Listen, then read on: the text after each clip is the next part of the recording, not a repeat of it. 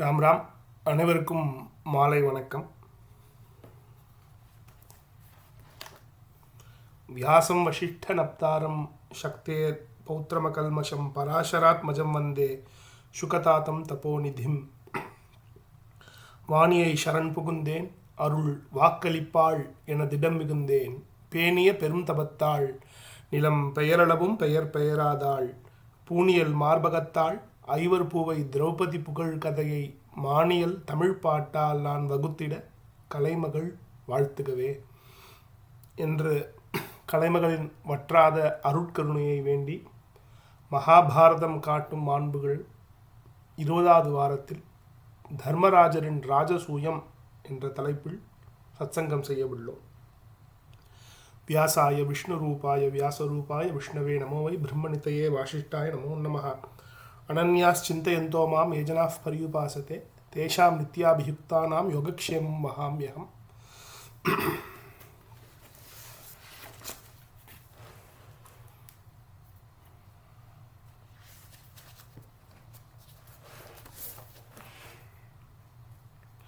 சென்ற வாரம் வரும் வரை சென்ற வாரத்தில் ஜராசந்தவதம் என்னும் கட்டம் வரை சபா பர்வத்தில் சிந்தித்தோம். இந்த வாரம் மேற்கொண்டு தர்மராஜரின் ராஜசூய வேள்வியும் சிசுபாலவதம் என்கின்ற தலைப்பை பற்றி சத்சங்கம் செய்ய உள்ளோம்.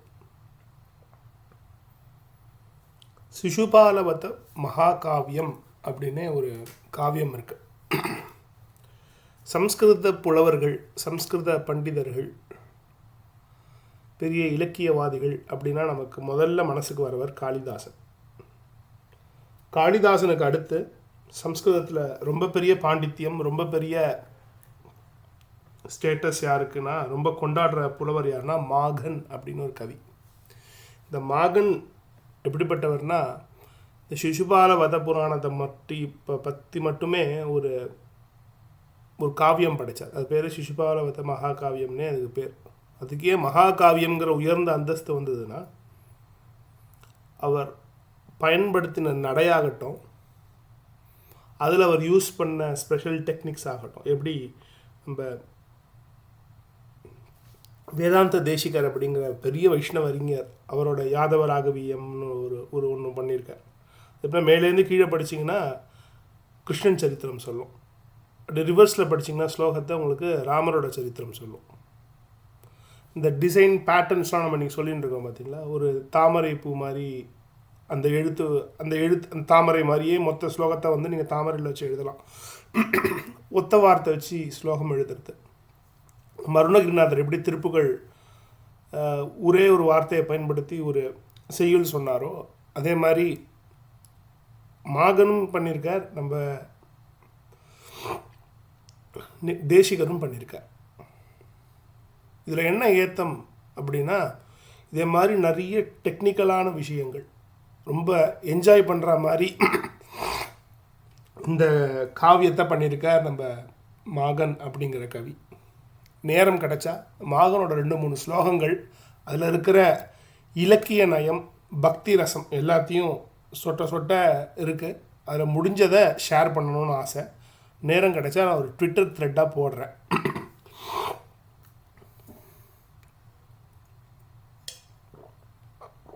நம்ம சொன்னோம், மகாபாரதத்துக்கு தாத்பரிய நிர்ணயம் அப்படின்னு ஒரு கிரந்தம் பண்ணியிருக்கார். வேறு யாரும் இல்லை, துவைத்தத்துக்கு மகா குருவாக இருக்கிற, அவங்களோட மார்க்கதர்ஷியாக இருக்கிற ஸ்ரீ மத்வாச்சாரியார்.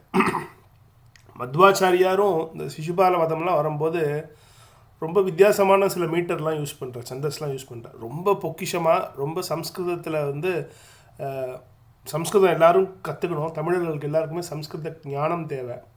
அதுவும் குறிப்பாக சம்ஸ்கிருதம் வரும்போது எதுனா இந்த மாதிரி காவியங்கள் படிக்கிறதுக்கு நமக்கு பயனுள்ளதாக அமைகிறது. மேற்கொண்டு இதே மாதிரி சிசுபால வதம், இதே மாதிரி சில மகாபாரதங்களை ஒட்டி நிறைய காவியங்கள் உண்டு. தமிழுக்கும் அதே தான் கதி. தமிழில் வந்து 2 வாரம் முன்னாடி பார்த்தோம், இந்த அள்ளி திருமணம், இதே மாதிரி கூத்துக்கள் எல்லா மகாபாரத கதைகளை வச்சு கூத்து இன்றைக்கி வரைக்கும் தொடர்ந்துன்னு இருக்கு. ஒட்டக்கூத்தர் பண்ணார் மகாபாரதம். இப்படி நிறைய பேர் இங்கே பாரதத்தை பண்ணியிருக்காங்க. பாரதத்தில் இருக்கிற ஒரு குறிப்பிட்ட பகுதியை மட்டும் எடுத்துக்கிட்டு சத்சங்கம் பண்ணியிருக்காங்க. இதே மாதிரி காவியங்கள்லாம் நமக்கு இன்றைக்கும் பாரத தேசத்தில் இருக்குது, ஒரு அழகு இருக்குது.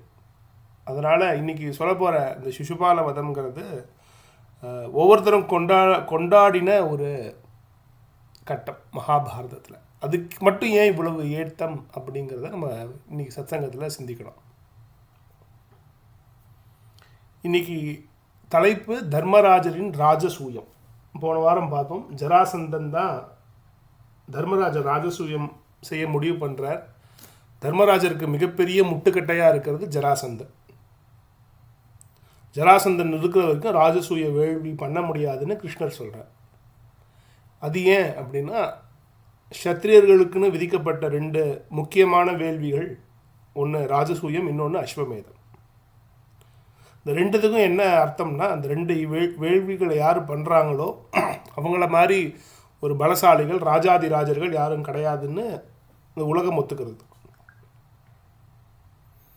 தர்மராஜருக்கு ராஜசூய யாகம் பண்ணணுங்கிற ஆசை வந்தோடனே கிருஷ்ணன் சொன்ன முதல் வார்த்தை, ஜராசந்தன் இருக்கிற வரைக்கும் அவனால் பண்ண முடியாது. ஏன்னா ஜராசந்தன் இதே மாதிரி சில வேள்விகள் முடிச்சிருக்கான். அவன் தான் ராஜாதிராஜன்கிற ஒரு மிதப்பில் இருக்கான்.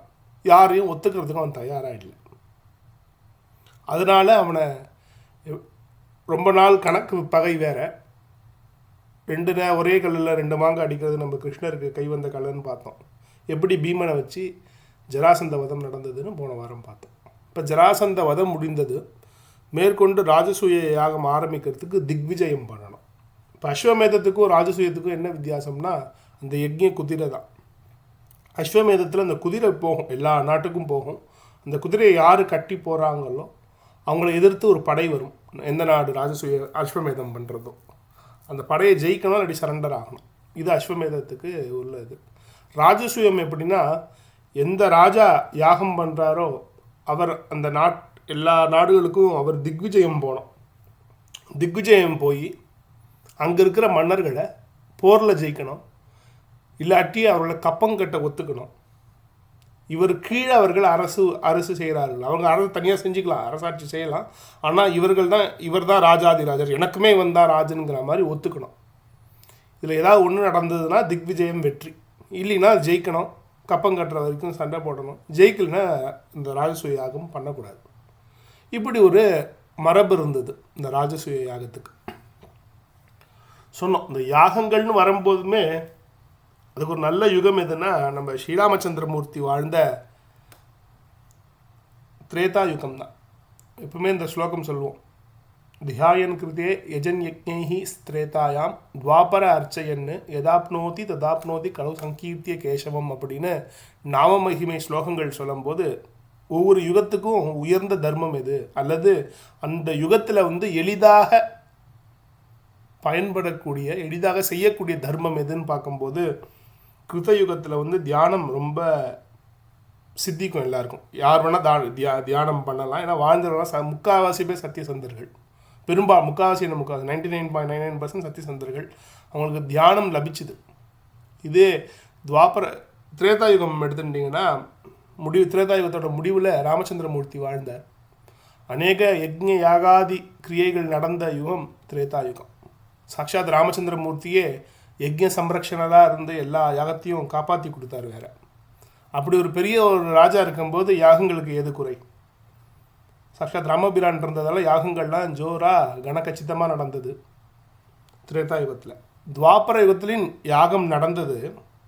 ஆனால் யாகத்தை திரேதாயுகத்தில் விதிச்சா மாதிரி ஆசிட்டிஸ் பண்ண முடியல துவாபர யுகத்தில். காரணம், அந்த யுகத்துக்குள்ளே நிறைய தோஷங்கள் வர ஆரம்பிச்சிருது, நிறைய பிரச்சனைகள் இருந்தது. துவாபர அர்ச்சைன்னு அப்படிங்கிறாங்க. அதாவது அர்ச்சனை தான் துவாபர யுகத்துக்கே உயர்ந்தது. பகவான் இருக்கார், ஒரு அர்ச்சனை பண்ணுறதுக்கு நிறைய திவ்ய நாமங்கள் இருக்குது. அதனால் யாகங்களை காட்டிலும் அவங்க அர்ச்சனைக்கு பலம் ஜாஸ்தி, ஈஸியாகவும் பண்ணலாம். ஏன்னா யார் கூப்பிட்டாலும் வர்ற உள்ளம் கவர் கல்வன் நம்ம கிருஷ்ண பரமாத்மா இருக்கார். கலியுகத்தில் யாகமே பண்ண வேணாமா, அர்ச்சனையே பண்ண வேணாமா, தியானமே பண்ண வேணாமா? இதெல்லாம் பண்ணணும். இதெல்லாம் விதிக்கப்பட்ட கிரியைகள், இதெல்லாம் விஹித கர்மாக்கள், இது எல்லாரும் செய்யணும். யாருக்கு என்னென்ன விதிக்கப்பட்டிருக்கோ அந்த கர்மானுஷ்டானங்களை ஒழுங்காக முறையாக பின்பற்றணும். ஆனால் அதை ஆசிட்டிஸ் தர்மசாஸ்திரம் படி பின்பற்ற முடியாது. அதுலேருந்து வர தோஷங்கள் நிவர்த்தி ஆகிறதுக்கு பகவன் நாமத்தை பயன்படுத்தணும் அப்படின்னு சொல்லியிருக்கு. அதுதான் இந்த கலவு சங்கீர்த்திய கேசவம் அப்படிங்கிற அந்த வரிக்கு உசத்தி. மறுபடியும் இந்த யஜ்யத்துக்கு வருவோம். இந்த யஜ்யத்துக்கு என்ன சிறப்புனா, நம்ம நாயன்மார் ஒருத்தர் சொல்கிறார் தன்னோட தேவாரத்தை, திருவிளையாடல் புராணம்னு நினைக்கிறேன். மல்குக வேத வேள்வி வழங்குக சுரந்துவானம் பல்குக வளங்கள் எங்கும் பரவுக அறங்கள் இன்பம் நல்குக உயிர்கட்கு எல்லாம் நால்மறை சைவம் ஓங்கி புல்குக உலகமெல்லாம் புரவலன் செங்கோல் வாழ்க அப்படின்னு ஒரு தேவாரம் இருக்கு.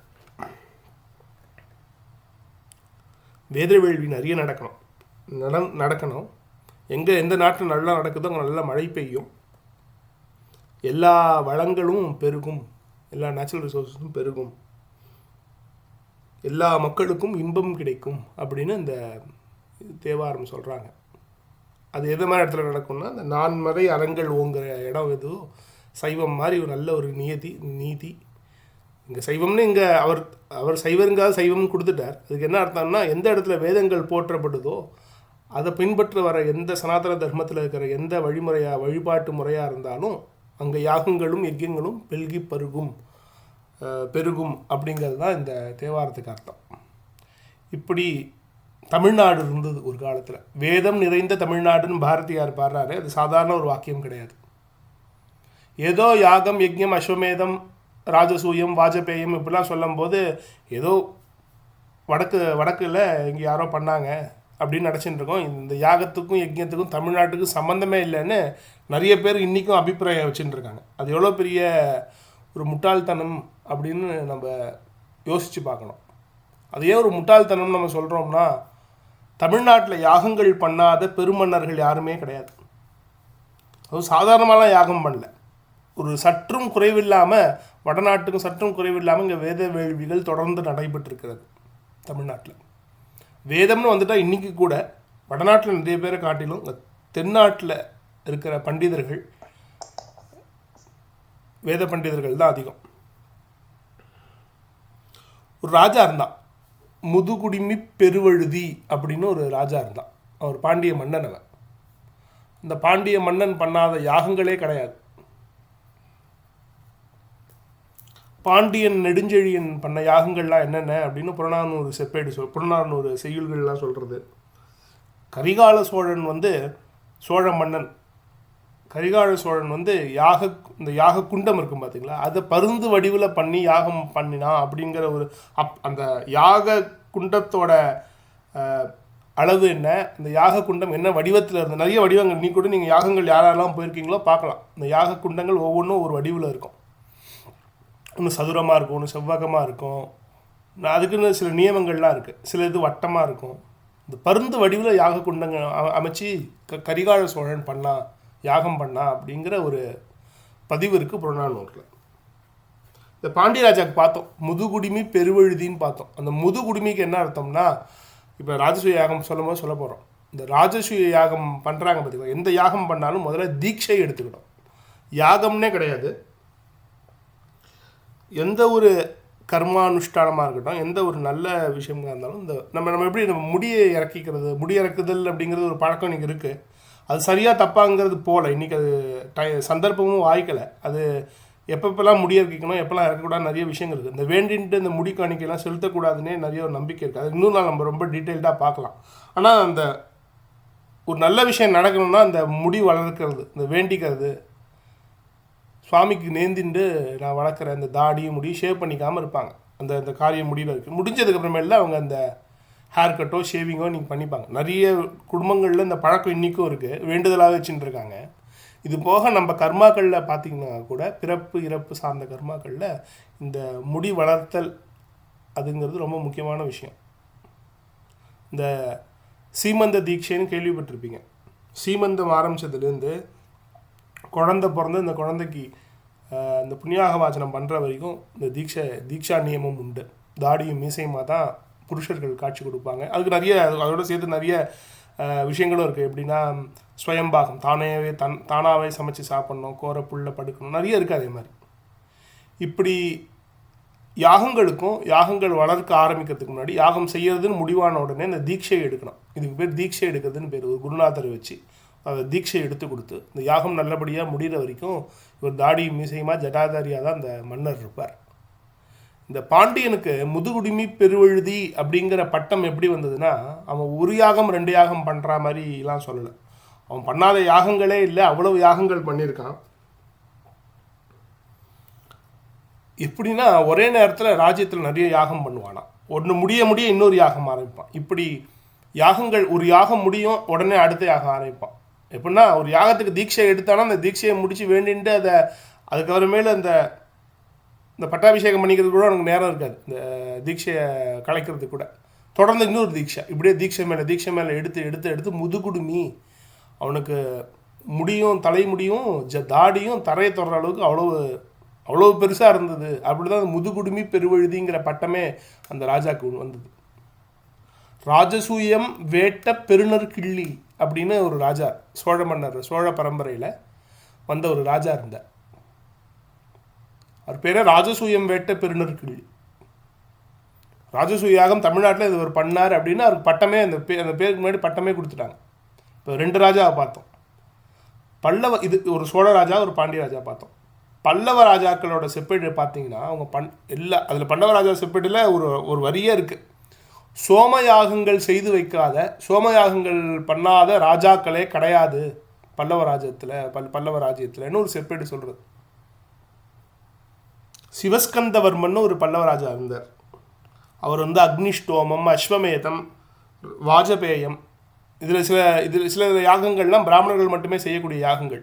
ஆனால் அதெல்லாம் செஞ்சு வச்சார். அந்த நாட்டில் குறையில்லாமல் நடந்தது அப்படிங்கிற விஷயம் அவரோட காலத்தில் இருக்கிற செப்பேடுகள்லேருந்து தெரியுது. இந்த பல்லவ ராஜாவை பற்றி இருக்கிற செய்யுள்கள்லேருந்து தெரியுது. குமார விஷ்ணுவர்மன் ஒரு ராஜா இருந்தார், பல்லவ ராஜா தான். அவர் அஸ்வமேதம் பண்ணார் அப்படின்னு இருக்கு. சோமயாகம் செய்யாதவரே இந்த பல்லவ குலத்தில் இருக்க முடியாதுங்கிற அளவுக்கு இந்த பல்லவ ராஜாக்கள் அவ்வளோ பேர் பண்ணியிருக்காங்க. இப்போ தமிழ்நாட்டில் நான் ஒரு 3 பெரிய ராஜ பரம்பரைகளில் அவங்க பண்ண யாகங்களை சொல்லியாச்சு. அவ்வளவு ஏன் பிற்காலத்தில் வந்த சோழ பரம்பரையில் விஜயாலய சோழரோட வம்சத்தில் வந்த நம்ம முதலாம் ராஜராஜன் அப்படின்னு சொல்கிற நம்ம ராஜராஜ சோழர், அவர் அஸ்வமேதம் பண்ணியிருக்காருன்னு குறிப்புகள் இருக்கு. முதலாம் ராஜாதிராஜர் அஸ்வமேதம் பண்ணியிருக்காருன்னு ஒரு குறிப்பு இருக்குது. இந்த தீக்ஷா நியமம் எடுத்துக்கணும். இப்படி எடுத்துட்டு வாழ்ந்த மன்னர்கள் அநேகம். இப்படி நம்ம தர்மராஜனும் தீட்சையை எடுத்துக்கிறார். இப்போ தீக்ஷிதர் அப்படிங்கிற அந்த ஒரு பட்டம் இருக்குல்ல, அது இன்னைக்கு நிறைய பேர் பயன்படுத்துகிறாங்க. இந்த குடும்ப பேராகவே மாறிடுது. இப்போ வட இந்தியாவில் போனீங்கன்னா தீக்ஷித் அப்படிங்கிற பேர் ஒரு லாஸ்ட் நேமாக, ஒரு சர்நேமாக நிறைய குடும்பங்களுக்கு இருக்குது. ஆனால் அந்த தீக்ஷிதருங்கிற வார்த்தைக்கு என்ன அர்த்தம்னு அந்த வார்த்தைக்கு வியுற்பத்தி பார்த்தீங்கனாலே, தொடர்ந்து இந்த யாகங்கள் நிறைய பண்ணுறவங்க, இந்த தீட்சை எடுத்துகிட்டு இந்த யாகங்களை முடிக்கிறவங்க தான் தீட்சிதருங்கிற பட்டமே உண்டு. யாகம் பண்ணியிருக்காங்க, அவங்க நிறைய சோமயாகம் பண்ணியிருக்காங்க, நிறைய யாகங்களில் அவங்க சிறப்பான இன்றைக்கும் பண்ணுறவங்க இருக்காங்க. இன்றைக்கி சில யாகங்கள்லாம் இன்றைக்கும் பண்ணின்னு இருக்காங்க. சரி, இப்போ மறுபடியும் கதைக்குள்ளே வருவோம். ராஜசூய யாகம், அஸ்வமேத யாகம், இந்த 2 யாகங்கள்லாம் சத்திரியர்களுக்கு விதிக்கப்பட்ட யாகம். கலியுகத்தில், குறிப்பாக கலியுகத்தில் இந்த ராஜாக்கள்லாம் கலியுகத்தில் இப்போ வாழ்ந்த ராஜாக்கள்னால் கூட ஆஸ் இட் இஸ் அஸ்வமேதமும் ராஜசூயமும் அவங்க காலத்திலே ஒழுங்காக பண்ண முடியாது. இப்போ இதே மாதிரி தமிழ் மன்னர்கள் வாழ்ந்த காலத்துலேயுமே இதெல்லாம் பண்ண முடியாதுங்கிறதால கலியுகத்தில் இதே மாதிரி சில யாகங்கள்லாம் செய்ய வேண்டிய தேவையில்லைன்னே ஒரு சாஸ்திர விதி ஒன்று சொல்கிறது. இந்த யுக மரபாக இதே மாதிரி சில யாகங்கள்லாம் பண்ண வேண்டாம் அப்படின்னே சொல்கிறது. சொல்லப்போனால் கடைசியாக ஒரு பெரிய ஒரு ரெக்கார்ட் ஆஃப் ஒரு ராஜா, இந்த ராஜா பண்ண அஸ்வமேதம் யாகம் யாருன்னா சமுத்திரகுப்தர். குப்தர்களோட பீரியடு தான் நம்ம இந்தியாவோட கோல்டன் பீரியட், கோல்டன் ஏஜ் அப்படிங்கிறோம். ஆக்சுவல் கோல்டன் ஏஜ் குப்தர்களோடது அப்படிங்கிறோம். காரணம், இந்த சமுத்திரகுப்தர் அப்படிங்கிற மாமன்னர் அஸ்வமேதம் பண்ணார். எங்கெங்கேயோ போய் ஜெயிச்சுட்டு வந்தார். இந்த அஸ்வமேதம் ஜெயிக்கிறதுக்கு என்னன்னா, வெறுமனே அந்த பாரத வருஷத்தில் இருக்கிற சனாதன தர்மத்தை ஒட்டி இருக்கிற ராஜ்யங்கள் மட்டும் இல்லை, சில 2-3 மிலேச்ச ராஜ்யங்களை கூட அவர் ஜெயிச்சார் அப்படிங்கிற அவரோட சரித்திரம் சொல்கிறது.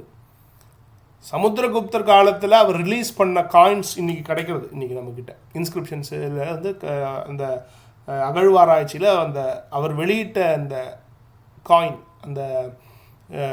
அவர் வணிகத்துக்கு அந்த காலத்தில் பயன்படுத்தின அந்த சில்லறைகள்லாம் அங்கே நீ கிடைக்கிறது. அதில் ஒரு பர்டிகுலர் காசில் இந்த குதிரை, இந்த வேள்வி குதிரை இருக்கிற மாதிரி ஒரு படம் இருக்குது. இன்றைக்குமே அந்த அந்த காசு நம்மக்கிட்ட இருக்குது, நிறைய மியூசியங்களில் பார்க்கலாம். அதான் சமுத்திரகுப்தர் காலத்தில் வாழ்ந்தது. அந்த யஜ்ஞ குதிரை தான் அதுக்கு சிம்பல். எப்படி இந்த தபால் தலைகளும் இந்த காசுகளும் ஒரு முக்கியமான நிகழ்வு நடக்கும்போது ஒரு சிறப்பு காசுகளாக நம்ம வெளியிடுறோமோ அதே மாதிரி வெளியிட்டிருக்கார் சமுத்திரகுப்தர். அது இன்றைக்கி நிறைய கிடைக்கிறது அந்த காசுகள்லாம். இப்படி சமுத்திரகுப்தர் பண்ணியிருக்கார் கடைசியாக. ரொம்ப ஒரு பெரிய ராஜா, ஒரு நாடு கடந்து ஒரு ராஜசூய யாகம் பண்ணதில் தமிழ் மன்னர்கள் நிறைய பேர் பண்ணியிருக்காங்கன்னு பார்த்தோம்.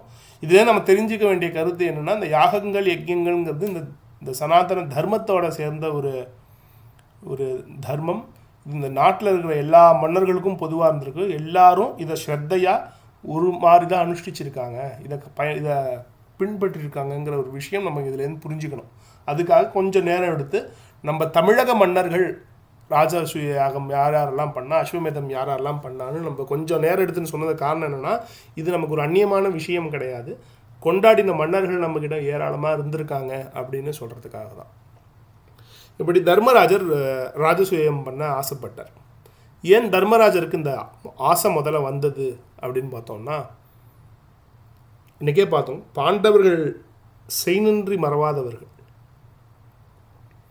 3வது வாரம் 4வது வாரம் கதையை பார்க்கும்போது ஏயாதி சக்கரவர்த்தி கதை பார்த்தோம். அதில் அந்த ஏயாதி தன்னோட முதுமையை யார் தானமாக வாங்கிக்கிறீங்கன்னு அவனோட குழந்தைகளில் கேட்கும்போது முதல் குழந்தையாக இருக்கிற அந்த எது வாங்கிக்க மாட்டேன் அப்படிங்கிறான். அதுக்காக ஏயாதி ஒரு சாபம் தரார். உன் பரம்பரையில் பின்னாடி வந்த எந்த ராஜாக்களையும் இந்த உலகம் ஒத்துக்காது போ அப்படின்னு ஒரு சாபம் கொடுக்குறாரு. பின்னாடி அது அந்த எது பரம்பரையிலேருந்து வந்தது தான் யாதவர்கள். அவங்கள ராஜான்னு பெருசாக யாருமே கடைசி வரைக்கும் ஒத்துண்டது. அவங்களுக்கு ராஜ்யங்கள் இருக்குது, படைகள் இருக்குது. குந்திலாம் அந்த யாதவ வம்சம் தான். சாட்சாத் பகவான் கிருஷ்ணர் யாதவ வம்சம் தான். பெரிய பெரிய ராஜாக்கள்லாம் இருக்காங்க, கம்சன் யாதவன் தான். ஆனால் அவங்களை கடைசி வரைக்கும் ஒரு ராஜ பரம்பரை அப்படின்னு ஒத்துண்டதே கிடையாது. அவங்களுக்கு ராஜ்யம் இருந்தாலும் கூட, அவங்க ஆட்சி செய்தாலும் கூட, அவங்களை நம்பி பெரிய ஒரு மக்கள் திரளாக வாழ்ந்தால் கூட அவங்கள ராஜான்னு இன்றைக்குமே கடைசி வரைக்கும் ஒத்துண்டது கிடையாது. மகாபாரத காலத்தில் இப்போ சிசுபாலனோட வசவுகள்லாம் பார்க்க போகிறோம். அதில் கிருஷ்ணன் அதான் சொல்லி திட்டுறான், உனக்கும் ராஜ்யத்துக்கு என்ன சம்பந்தம், உனக்கும் நீ என்ன ராஜாவா அப்படின்னு கேட்குறான். இடையன் தானே அப்படின்னு கிருஷ்ணரை அவமானப்படுத்துகிறான். இப்படி அந்த சாபம் தொடர்ந்து வருது. பின்னாடி அவர்கள் ராஜ்யத்துக்கே அதிபதிகளாக மாறினால் கூட அவர்களை ராஜான்னு ஒத்துண்டவங்க யாருமே கிடையாது. இந்த செய்நன்றி மறவாதவர்கள்னு பார்த்தோம் பாண்டவர்கள். அவங்களுக்கு என்னென்னா, கேட்பாரற்று அனாதையா உயிரோடு இருக்கோமா இல்லையான்னு தெரியாத போதே காட்டுலையும் மேட்லையும் அலைஞ்சி திரிகிற போதே அந்த பாண்டவர்களுக்கு உறுதுணையாக பக்கபலமாக இருந்து கல்யாணம் கொண்டு சீரு கொடுத்து நடத்தி வச்சவன் கிருஷ்ணன். சொந்தக்காரங்கிற ஒரு காரணத்துக்கு மட்டும் இல்லை, நம்ம நம்பி வந்தவர்கள் பாண்டவர்கள் நமக்கு வாத்சல்யமானவர்கள் அப்படிங்கிற அந்த பாவத்தில் பகவான் பண்ணான். இவங்க அந்த நன்றியை எப்படி கொண்டாடுறாங்கன்னா, ராஜசூய யாகம் பண்ணணும். கிருஷ்ணர் சொல்கிற ஐடியா தான், கிருஷ்ணர் சொல்கிறத கேட்டு தான் ராஜசூயம் பண்ணணும்னு தர்மருக்கு ஒரு சிந்தனை வருது. தர்மருக்கு என்ன ஒரு ஆசைனா, இந்த ராஜசூய யாகம், இந்த தீட்சை எடுக்கணும், தீட்சை நியமம் எல்லா நாட்டுக்கும் சென்று ஜெயிச்சுட்டு வரணும். ஜெயிச்சு வந்ததுக்கப்புறமேலே யாகங்கள் எல்லா ராஜாக்களையும் முறையாக கூப்பிட்டு யாகங்கள் பண்ணணும். அதில் நிறைய தான தர்மங்கள் உண்டு. எல்லாம் முடிஞ்சு எல்லாருக்கும் ஊரழைச்சி சாப்பாடு நிற்காமல் சாப்பாடு போடணும். நிறைய யாக கிரியைகள்லாம் முடிஞ்சு கடைசியில் அக்ர பூஜை அப்படின்னு ஒன்று இருக்குது. இந்த யாகம் பண்ணுறவர் ஒருத்தரை பூஜிக்கணும். அதுக்கு என்ன அர்த்தம்னா, இந்த நாட்டில் இருக்கிற எல்லா ராஜாக்களும் இந்த ராஜசூய வேள்வி பண்ணுற ராஜாவை பெரிய மகாராஜாவை ஒத்துக்கிண்டு அவங்களுக்கு நமஸ்காரம் பண்ணுறாங்கன்னா, அவங்க நமஸ்காரத்தை வாங்கிட்டு இவர் கொண்டு போய் இன்னொருத்தருக்கு நமஸ்காரம் பண்ணுவார். அப்படின்னா என்ன அர்த்தம்னா, இந்த நாட்டில் இருக்கிற எல்லா ராஜாக்களும் யாருக்கு பூஜை செய்விக்கிறாங்களோ அந்த பூஜைக்கு யாரை உரியவரோ அவருக்கு நமஸ்காரம் பண்ண மாதிரி. தர்மராஜருக்கு என்ன ஆசைன்னா, இவனுக்கு யாருமே ஒத்துக்கலை என் கிருஷ்ணனை, நான் இந்த ராஜசூயத்தை நல்லபடியாக முடித்து இந்த அக்ர பூஜையில் பகவான் கிருஷ்ணர் காலில் போய் எல்லாத்தையும் சமர்ப்பித்து நான் அவனுக்கு எல்லாரும் எனக்கு நமஸ்காரம் பண்ணி எல்லாரும் என்னை மகாராஜனாக ஒத்துக்கின்றதுக்கப்புறம் பரிவட்டம் கட்டினதுக்கப்புறம் நான் அதை கொண்டு போய் கிருஷ்ணர் காலடியில் வைக்கணும், அதனால் கிருஷ்ணர் உயர்ந்தவர்னு காமிக்கணுங்கிற அப்படிப்பட்ட ஒரு உன்னத பக்தி தர்மராஜருக்கு. அதனால ராஜசூயம் பண்ணணுங்கிற ஒரு வெறி இருந்தது தர்மராஜருக்கு. நம்ம சொன்ன மாதிரி ராஜா திக்விஜயம் போனோம். ராஜாவே போனோம்னா அவசியம் கிடையாது, ராஜாவோட பிரதிநிதிகள் போகலாம். தர்மராஜர் பார்த்தார், தன்னோட தம்பிகள் 4 வரையும் 4 திசையில் அனுப்பினார்னு போன வாரம் பார்த்தோம். அர்ஜுனன் சென்றது வடதிசை. இந்திரபிரஸ்தம் டெல்லியிலேருந்து வடதிசை நோக்கி அர்ஜுனன் கிளம்புறான். பிராக்ஜோதிஷம் அப்படிங்கிற ஒரு இடத்துக்கு போகிறான். அங்கே தான் பகதத்தர் அப்படின்னு ஒரு பெரிய ராஜா, பின்னாடி மகாபாரதத்தில் யுத்தத்துலலாம் பார்க்க போகிறோம். நரகாசுரர் பரம்பரையில் வந்தவர் பகதத்தர் அப்படின்னு. நரகாசுரன் நம்ம மகன் தான். பகதத்தர் இருக்கார். பகதத்தர் ரொம்ப பெரிய ராஜா. அவரை ஜெயிக்கிறான், சண்டை போட்டு. அவருக்கு ரொம்ப சந்தோஷம் ராஜசூயம் பண்ணுறான்னு. சண்டை போட்டு ஜெயிக்கிறான். அர்ஜுனன் ஒத்துக்கிறார், நீ தான் பெரிய மன்னன்னு, நான் கப்பம் கட்டுறேன் அப்படிங்கிறார். அடுத்து மானசரோவர் போகிறான். ஹிமாச்சலத்துக்கு கீழே இருக்கிற இந்த மானசரோவர் முனிகளுக்கு விசேஷமான இடம்னு சொல்கிறோம். பார்த்திங்கன்னா இந்த மானசரோவர் போகிறான். அந்த பிரதட்சணமாக போகிறாங்கிற மாதிரிலாம் இந்த ரூட் மேப் கூட இன்றைக்கி இருக்குது நமக்கு. அங்கே மனிதர்கள்லாம் உள்ளே புக முடியாத சில பகுதிகள்லாம் இருக்குது. ஆனால் அங்கே சில கிண்ணற கிம்புருஷர்கள் ஆட்சி செய்து வராங்க. அவங்களையெல்லாம் ஜெயிச்சு அவங்ககிட்டேருந்து யாக யஜ்ய குதிரைகள்லாம் வாங்கிட்டு வரான். ரொம்ப சிறப்பான சில தெய்வீக குதிரைகள் ஆபரணங்கள்லாம் நிறைய வாங்கிட்டு வரான் அர்ஜுனன். இப்படி வடதிசை முழுக்க ஓரளவுக்கு கவர் பண்ணிவிட்டு திரும்பி இந்திரபிரஸ்தத்துக்கே வந்துட்டான் அர்ஜுனன். அடுத்து பீமன் கிளம்பினான் கிழக்கு திசை நோக்கி. முதல்ல இந்த தசார் நகர் அப்படின்னு சொல்லப்படுற சுதர்மன் அப்படிங்கிற ஒரு ராஜாவை சண்டை போட்டு ஜெயித்தான். சண்டை போட்டு ஜெயித்தது மட்டும் இல்லாமல் இந்த சுதர்மன்கிற ராஜாவை தன்னோட தளபதியில் போட்டுட்டான். பீமனுக்கு கீழே இருக்கிற படைக்கு ஒன் ஆஃப் த ஒரு முக்கியமான தளபதியாக இந்த சுதர்மன் அப்படிங்கிற ராஜாவை போட்டான். இந்த பழக்கம் நம்ம நாட்டில் உண்டு. நம்ம சண்டை போடுறது ஒரு தர்ம காரியத்துக்காக சண்டை போடுறதே தவிர பகைக்காக இப்போ யுத்தங்களோ இந்த திக்விஜயமோ நடக்கிறது இல்லை. இந்த பீமன் போனது காரணம் என்ன, ராஜசூயம் எங்கள் அண்ணா பண்ணுறார், அதுக்கு ஒத்துக்கோங்க, அதுக்கு கீழ்ப்படைஞ்சு ஒரு கப்பம் கட்டுங்க, இல்லாட்டி ஒன்று ராஜான்னு ஏற்றுக்கோங்க. இதுதான் அவனோட வேண்டுகோள். அங்கே ஒரு வீரத்தை பார்க்குறார், அந்த வீரத்தை கொண்டாடுறார், அந்த வீரத்தை அங்கீகரிக்கிறார். இப்படி போராடலாம் நல்ல வீரர்கள் யாராவது இருக்காங்க, நம்மளோட ஆட்சிமை கீழே வராங்கன்னா அவங்களுக்கு நல்ல பொறுப்புகளும் பதவிகளும் கொடுத்து கௌரவிக்கிறார் பீமன். மேற்கொண்டு சேதி நாட்டுக்கு போகிறார். சேதி நாடு தான் இன்றைக்கி பார்க்க போகிற இந்த சிசுபாலவதம். இந்த சிசுபாலன் ஆட்சி செய்கிற நாடு சேதி நாடு. ஜராசந்தன் சிசுபாலனை பற்றி நம்ம திரௌபதி சுயம்வரத்திலே பார்த்தோம்.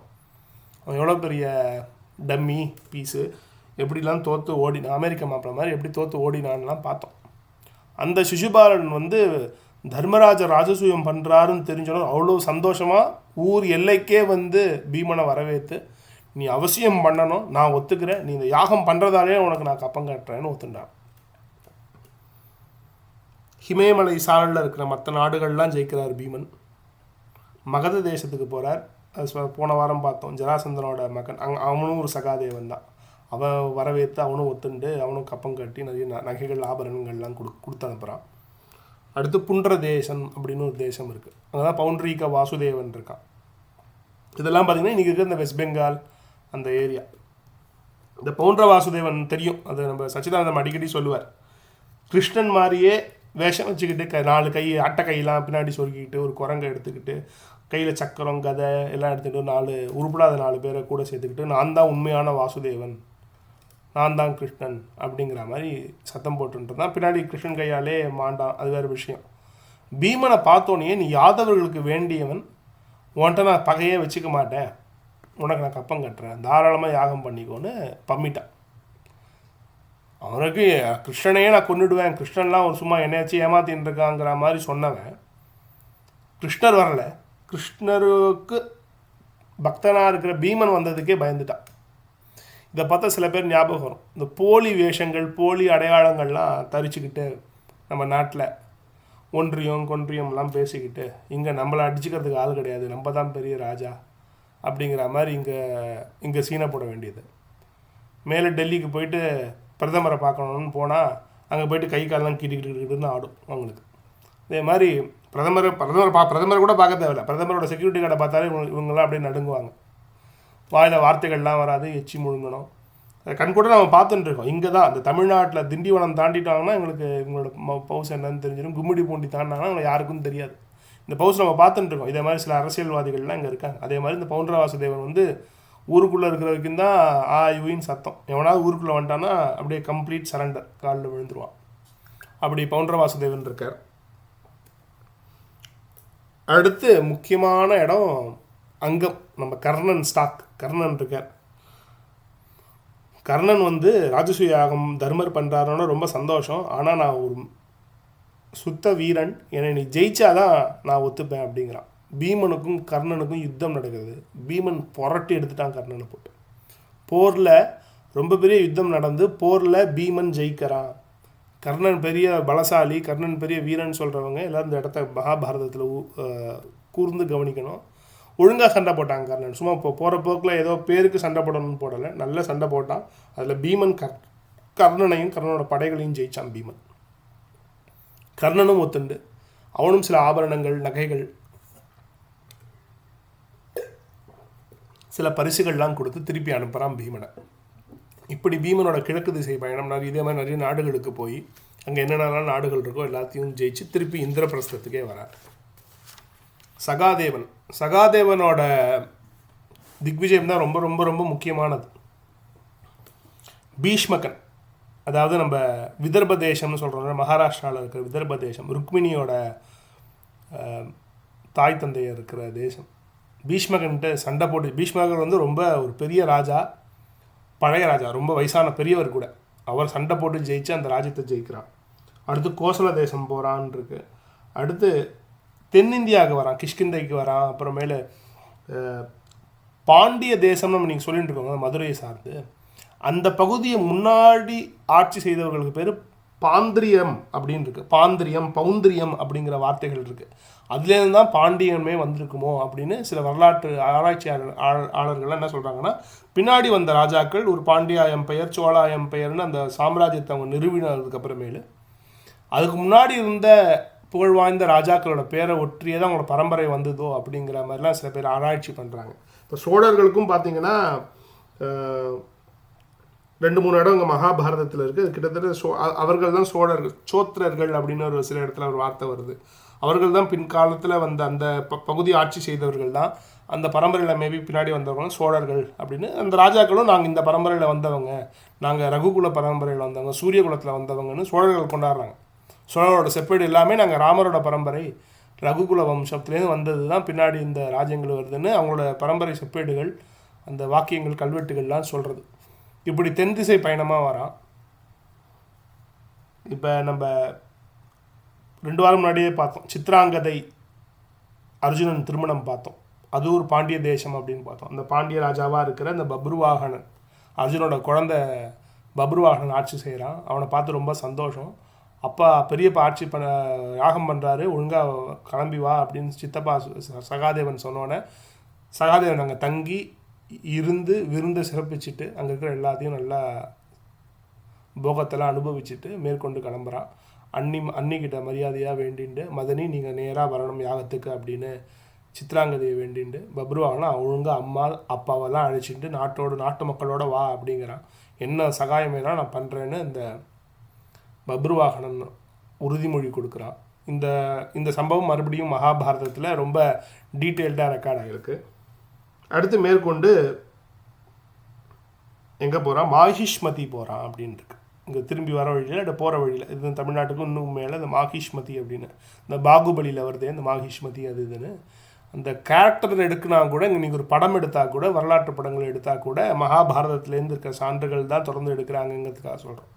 அது ஒரு கற்பனை கதை அப்படின்னா கூட இந்த மாஹிஷ்மதி, அதுக்கு நீலன் அப்படின்னு ஒரு ராஜா இருக்கான். அது சொல்லப்போனால் அவனை வந்து அக்னி காப்பாற்றுறார். அந்த அக்னிக்கிட்டேருந்து யார் அந்த ராஜாவை எதிர்க்க வந்தாலும் அந்த அக்னி அழிச்சிருங்கிற மாதிரி ஒரு வரம் வாங்கி வச்சுருக்காரு. சகாதேவன் எப்படி ஜெயிக்கிறான்னா, தபம் ஒரு கோரப்புள்ள விரிச்சு இங்கே உட்காந்து தபம் பண்ணி அந்த அக்னிக்கிட்டேருந்து நாட்டை அவனை காப்பாற்றிட்டு இந்த நாட்டை ஜெயிக்கிறாங்கிற மாதிரி வருது. ரொம்ப உயர்ந்த ஒரு அக்னி பகவானை பற்றி ஒரு ஸ்துதி வேலை பண்ணுறாங்க சகாதேவன். அதெல்லாம் மகாபாரதத்தில் டீட்டெயில்டாக இருக்குது. கால நேரம் கருதி அதுக்குள்ளெல்லாம் போகலை. மேற்கொண்டு வந்தாச்சு, தென்கோடிக்கு வந்தாச்சு, தமிழ்நாட்டோட தென்கோடிக்கு வந்தாச்சு.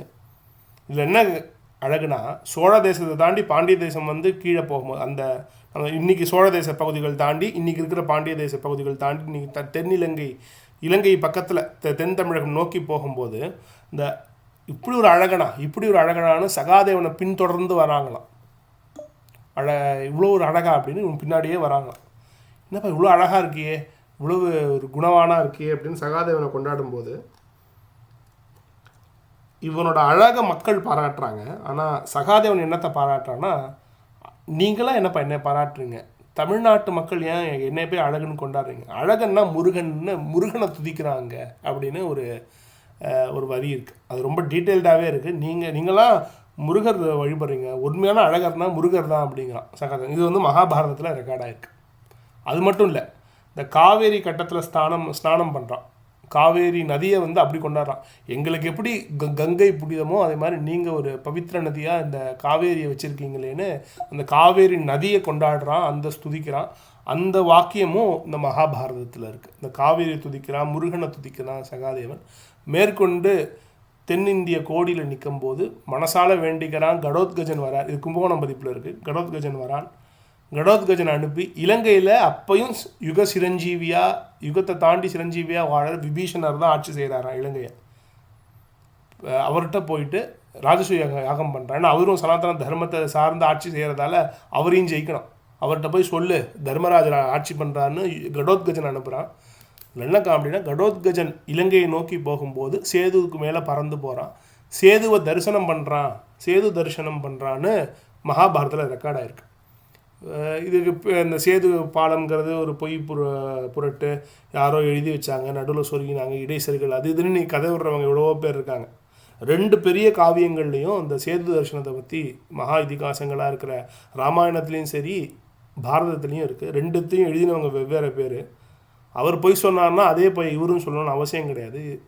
ஆனால் மகாபாரதத்தில் சேது தரிசனம் நிறைய இடத்துல 2-3 இடத்துல குறிக்கப்பட்டிருக்கு. அதில் கடோத்கஜன் சேதுவை தரிசனம் பண்ணால் அங்கே இலங்கைக்கு போனால் விபீஷணன் பெரிய ராஜாவாக இருந்தால் கூட ஒத்துண்டான். என்ன, தர்மராஜர் ராஜசூய யாகம் பண்ணுறாரா, அந்த ராஜசூய யாகம் பண்ணுறதுக்கு ஒரு ராஜா இன்றைக்கி இருக்காரா, அவருக்கு நான் கப்பம் கொடுக்குறேன், நிறைய ஆபரணங்கள், நகைகள், இன்னும் என்னென்னலாம் பரிசு பொருட்கள் கொடுக்க முடியுமோ எல்லாத்தையும் ஒத்துண்டு கொடுத்தது விபீஷணர் சக்கரவர்த்தி கொடுத்து திருப்பி அனுப்புகிறார். திருப்பி அனுப்பும்போது சாதாரணமாக அனுப்பலையாம். அங்கே இருந்த பனை மரங்கள்லாம் சீவி பனை மரக்கட்டைகள்லாம் கொடுத்தாமிச்சா. பனை மரம் எவ்வளோ தூரம் எவ்வளோ நீளம் தெரியும். இதை நீ எதுக்கு பயன்படுத்தினா, வேள்விக்கு பந்தல் அமைக்கிற இடத்துல இந்த பனை மரங்களை வச்சு நீ பந்தல் கட்டு அப்படிங்கிற மாதிரி கொடுத்தாமிச்சிருக்க. அதுவும் மகாபாரதத்தில் ரெக்கார்ட் ஆகிருக்கு. இந்த பனை மரங்களை பயன்படுத்திக்கோ யாக வேள்விக்குன்னு விபீஷணர் சொல்கிற கட்டம் இருக்குது.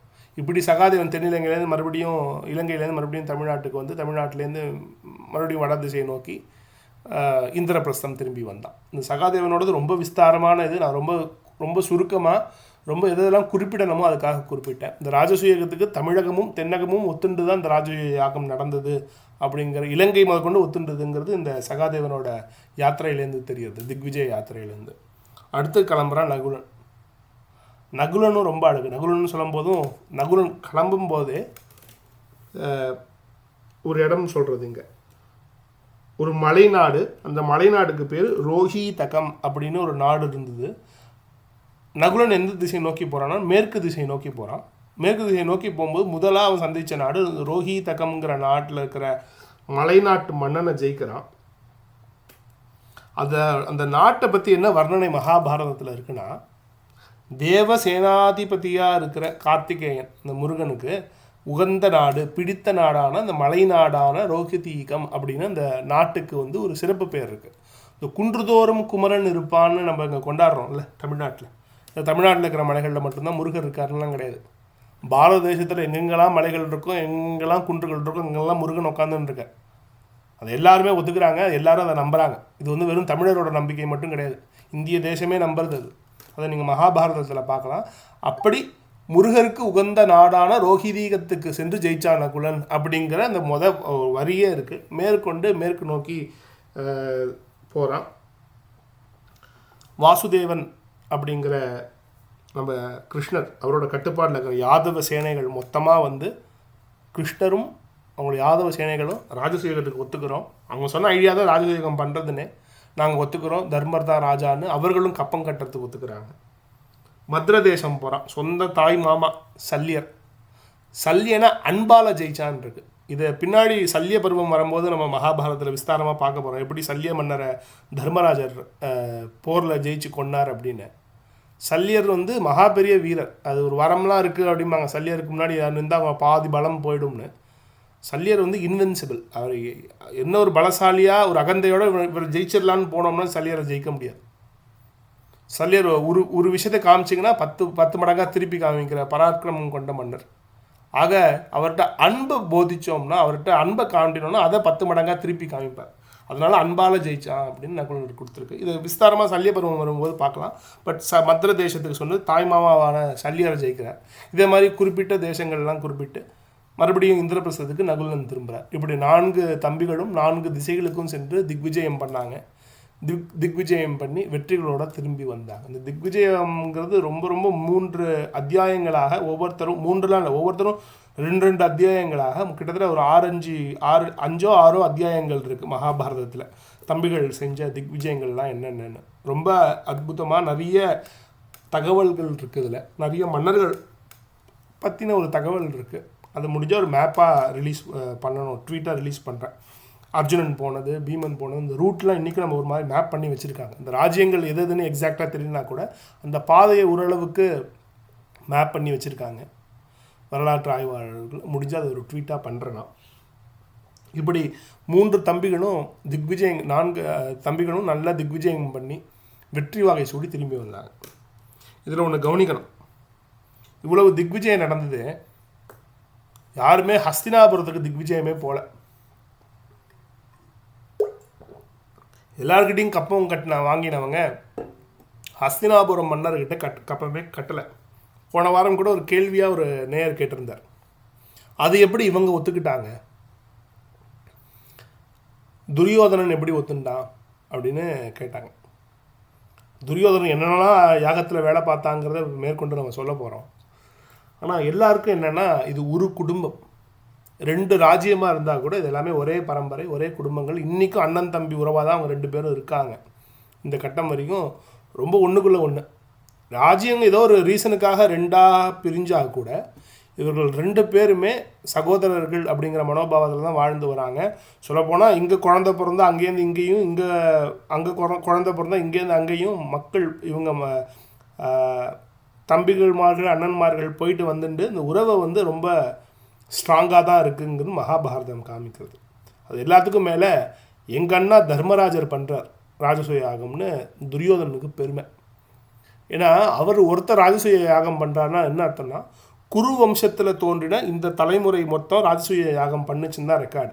ஆக தர்மராஜர் ராஜசூயம் பண்ணாலும் நம்ம ராஜசூயகம் பண்ண மாதிரி தான் அப்படிங்கிற சந்தோஷம் துரியோதனனுக்கு. இது எல்லாத்தையும் தாண்டி துரியோதனனை சாக்கா வச்சுட்டு இன்னொரு பெரிய ஒரு உண்மை இங்கே இருக்குது. சத்திரியர்களுக்கு பார்த்தோம், கை நீட்டி கூட யாசகம் வாங்க மாட்டாங்க, ஒரு விஷயம் தானமாக கூட வாங்கிக்க மாட்டாங்க. ஒருத்தர் பரிசுன்னு கொடுத்தா கூட அதுக்கு இவங்க திருப்பி ஏதாவது ஒரு சின்ன விஷயமாவது திருப்பி கொடுத்துட்டு தான் வாங்கிப்பாங்க. அப்படி ஒரு அந்த சாத்திர வீரியம் இருந்தது, அந்த சத்திரிய குணம் அப்படி இருந்தது ராஜாக்களுக்கு நடுவில். அவங்க எல்லாருக்கும் என்ன ஒரு எதுக்கு அடிபணங்கி போகிறாங்கன்னா, தர்மத்துக்கு அடிபணிந்து போகிறாங்க. ராஜசூயம்ங்கிறது ஒரு பெரிய வேள்வி, நம்மளால் செய்ய முடியல. இந்த தேசத்தில் இந்த தர்மத்தில் இருக்கிற ஒரு ராஜா பண்ணுறான், அவன் நமக்கு எதிரி நாடாக இருந்தாலும் அந்த குறிப்பிட்ட காலத்துக்கு நான் அவனுக்கு அனுசரித்து போனோம். இந்த நேரத்துக்காவது இவன் இந்த யாகம் பண்ணி முடிக்கிற வரைக்குமாவது நான் அவனுக்கு சிற்றரசனாக இருக்கேன், நான் கப்பம் கட்டுறேன். இந்த கப்பங்கிறது இந்த ராஜா வாங்குறது தானே கப்பம். யார் திக்விஜயம் போகிறாரோ அவர் நிர்ணயிக்கிறது தான் கப்பம். கப்பங்கிறது என்னென்னா, ஒன் டைம் பேமெண்ட்டாக ரெக்கரிங் பேமெண்ட்டாங்கிறது அவர் தான் டேர்ம்ஸை டிசைட் பண்ணணும். நீ எது கொடுத்தாலும் சரி, ஆனால் என்னை நீ பெரிய ராஜாவாக ஒத்துக்கோ, நான் வெற்றியாளன்னு ஒத்துக்கோங்கிறார், அவ்வளோதான். நீ யாகம் பண்ணுற நீ தான் என்னோட சிறந்தவன் எல்லா ராஜாக்களும் ஒத்துக்கிறாங்க. தங்களோட தன்மானத்தை கொஞ்சம் குறைச்சிக்கிட்டு வர ராஜாவை உயர்த்தி பிடிக்கிறாங்க. காரணம் என்னென்னா, இந்த தர்மம் நம்மளால் பண்ண முடியாத ஒரு தர்மம், ஆனால் அது பெரிய உயர்ந்த மாண்பு இந்த யாக யஜ்யங்கள் பண்ணுறதுங்கிறது. அதை ஒரு ராஜா பண்ணுறான்னா நான் சப்போர்ட் பண்ணுவேன், நான் ஒத்துக்கிறேன்னு தன்னோட நிலையை தாழ்த்திக்கிறாங்க. வேறு எந்த இடத்துலையும் சத்திரியர்கள் தானாக தங்களோட அடிபணிகிறது எங்கேயுமே நீங்கள் ரொம்பலாம் பார்க்க முடியாது. இதே மாதிரி யாகங்கள் வேள்விகள், ஏன்னா யாகத்தை வச்சு என்ன செய்ய போகிறான்னு பார்க்க போகிறோம். இத்தனை வந்த எல்லா செல்வங்களையும் வாரி இறைக்கிறார் தர்மராஜர், ஊர் மக்கள் எல்லாருக்கும் கொடுக்குறார், வாரி இறைக்கிறார்.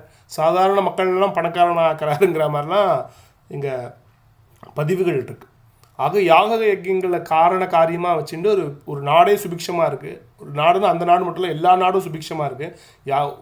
யார் வேணால் போனால் எப்போ வேணால் சாப்பிடலாங்கிற மாதிரி ஒரு அன்னசாலை, இப்படி நல்ல விஷயங்கள்லாம் நடக்குது. இப்படி இதுக்கு ஒரு ராஜா முயல்றாரேங்கிற ஒரு நல்ல விஷயத்துக்காக தான் எல்லா ராஜாவும் ஒத்துக்கிறாங்க. துரியோதனனுக்கும் திருதராஷ்டருக்கும் ரொம்ப பெரிய சந்தோஷம். கடைசி வரைக்கும் திருதராஷ்டரோட ராஜ்யத்துக்குள்ளே போகணும், திக்விஜயம் போகணுங்கிற அவசியமே கிடையாது. ஏன்னா ஒரே குடும்பம் அப்படிங்கிறதால. இது இன்னும் விஸ்தாரமாக எங்கே வருதுன்னா, வனப்பருவத்தில் எப்போ பின்னாடி நம்ம பாண்டவர்கள்லாம் வனவாசம் போனதுக்கு அப்புறமேலு அங்கே இருக்கிற ஒரு காட்டில் அவங்க இருக்கும்போது இங்கே துரியோதன நாட்டில் இருந்துக்கிட்டு நான் யாகம் பண்ணணும், நான் ராஜசூய யாகம் பண்ண போகிறேன், தர்மர்லாம் ஒழிஞ்சிட்டார் அப்படிங்கும்போது அங்கே இருக்கிற ரிஷிகள்லாம் சொல்கிறாங்க, நாங்கள் உனக்கு யாகம் பண்ணி வைக்க மாட்டோம், நீ யாகம் பண்ணக்கூடாது, உனக்கு அந்த தகுதி கிடையாது, உங்கள் அண்ணா இன்னும் உயிரோடு தான் இருக்கார், தர்மராஜர் இன்னும் உயிரோடு இருக்கார், அவர் ஆல்ரெடி யாகம் பண்ணி முடிச்சிட்டார், உன் தலைமுறையில் ஒருத்தர் இருக்கார் இன்னும் உயிரோட, அவர் உயிரோடு இருக்கிற வரைக்கும் நீ ராஜசூய யாகம் பண்ணுற தகுதி உனக்கு கிடையாது. ஏன்னா எல்லாரும் ஒரே குடும்பம், எல்லாரும் என்ன தான் நீங்கள் சண்டை போட்டு பிரிஞ்சாலும் ஒரே அண்ணா தம்பிகள், உங்கள் எல்லாருக்கும் ஒரே பாட்டன் அப்படிங்கிற ஒரு காரணத்துக்காக நீங்கள்லாம் ஒரே தலைமுறையை சார்ந்தவர்கள், நீ ராஜசூய யாகம் பண்ணுற தகுதி உனக்கு கிடையாது, ஆல்ரெடி ஒருத்தர் பண்ணிட்டார் உங்கள் குடும்பத்தில் அப்படின்னு இருக்கு. துரியோதனன் அதனால் பண்ண விடலை துரியோதனனை. இப்போ இருக்கும்போது துரியோதனன் ஒத்துட்டான், அண்ணா பண்ணுறாருன்னு ரொம்ப சந்தோஷம் துரியோதனனுக்கு. ஆக பாண்டவர்கள் இந்த கௌரவர்கள் ஏன் எதிர்க்கலைங்கிறது காரண காரியம் இதுதான், ஒரே குடும்பம் பண்ணுறதுங்கிறதா தான் அர்த்தம். அந்த பெருமை துரியோதனனுக்கும் வந்து சேரும், அவன் செய்யாட்டினா கூட. இதில் என்ன இன்னொரு விஷயம்னா, சொந்த மாமனார் யார், பாஞ்சாலன் நாட்டுக்கும் சென்று ஜெயிச்சு வராங்க, திக்விஜயம் போகிறாங்க. இந்த பாஞ்சால மாமனார், சொந்த மாமனார் ஜெயிச்சு வரும்போது அவர் கப்பம் கொடுக்குறார். இந்த யாகத்தை பண்ணு அப்படிங்கிற ஐடியா கொடுக்குற கிருஷ்ணன் வந்து ஒத்துண்டு பரிசு பொருட்கள்லாம் கொடுத்து அனுப்புகிறார், ஒத்துண்டு காணிக்கை செலுத்துகிறார். வெறுங்கையை வீசி நடந்து வந்தாங்க துரியோதனனும் திருதராஷ்டிரரும். ஏன்னா ஒரே குடும்பங்கிறதால அவங்ககிட்ட ஒரு கப்பமும் வாங்க தேவை, இவங்களாம் தான் கப்பம் கட்டினாங்க, சொந்த மாமனார் தான் கப்பம் கட்டினார். தந்தைக்கு தந்தையாக இருந்து காப்பாற்றி வர அண்ணனுக்கு அண்ணனாக இருக்கிற கிருஷ்ணன் கப்பம் கட்டினானே தவிர துரியோதனனும் திருதராஷ்டிரம் கப்பம் கட்டணுங்கிற தேவை இல்லாமல் போச்சு அவங்களுக்கு. ஏன்னா ஒரே குடும்பம் அப்படிங்கிறது தான். ராஜ்யங்கள் பலவாக இருந்தாலும் ஒரே குடும்பங்கிற அந்த அந்த பிணைப்பு இருந்தது அப்படிங்கிறது இந்த மகாபாரதம் இந்த கட்டத்தில் காமிக்கிறது.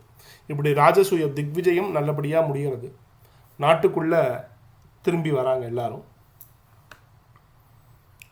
4 திசைகளிலும் திக்விஜயம் போயிட்டு வந்தாச்சு. இப்போ இந்திரபிரஸ்தத்தில் இல்லாத செல்வங்கள் இல்லை. சாதாரணமாகவே இந்திரபிரஸ்தம் செல்வம் மிகுதியில் செழிக்கும் போது இப்போ நாட்டில் இருக்கிற எல்லா செல்வங்களும், எல்லா உயர்ந்த பொருட்களும், எல்லா உயர்ந்த பரிசுகளும் இன்றைக்கி இந்திரபிரஸ்தத்தில் இருக்குங்கும்போது அலாதி சந்தோஷம். அதையும் தாண்டி அவங்களுக்கு என்னென்னா இது எல்லாத்தையும் மக்களுக்கு கொடுக்கணும் அப்படின்னு யாகம் பண்ண ஆரம்பிக்கிறார். எல்லா ராஜாக்களும் வராங்க, எந்தெந்த ராஜாக்கள்லாம் வந்தாங்கன்னு ஒரு பெரிய ஒரு அத்தியாயம் முழுக்க இங்கே மகாபாரதத்தில் குறிப்பு இருக்குது. பிரம்மா வந்தார், பிரம்மாவை தான் வியாசர் வந்தார். இந்த யாகத்துக்கெலாம் ஒரு பிரம்மா அப்படின்னு ஒரு ஸ்தானம் உண்டு. இந்த வியாசரை பிரம்மா ஸ்தானத்தில் உட்கார வச்சார். அத்தர்யூ அப்படிங்கிற ஒரு ஸ்தானம் இருக்குது யாகத்தில், அதுக்கு யஜ்ஞவல்கியரே வந்தார், அவரை அந்த ஸ்தானம் கொடுத்து உட்கார வச்சாங்கன்னு இருக்குது.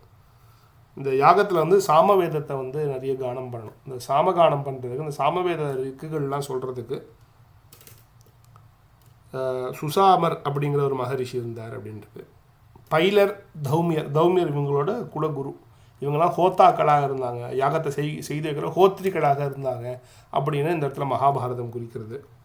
இவங்களோட மகர்களும் சிஷ்யர்களும் யாகத்தை செஞ்சு வைக்கிற, அதுக்கு துணையாக இருக்கிற ஹோத்ரக்தர்களாக இருந்தாங்கன்னு குறிக்கிறது. யாரெல்லாம் யாகம் பண்ணாங்க, என்னென்ன யாகங்கள்லாம் நடந்தது, ஒவ்வொரு யாகத்துக்கும் யார் இன்சார்ஜ். ஏன்னா பெரிய ராஜசூய யாகம்னா கூட அதுக்குள்ளே நிறைய நாட்கள் வேள்வி நடக்கும். சின்ன சின்ன வேள்வி, அப்புறம் ஒரு பெரிய வேள்வி, மறுபடியும் 2 சின்ன வேள்வி, இப்படி நிறைய அதில் இருக்கிற அந்த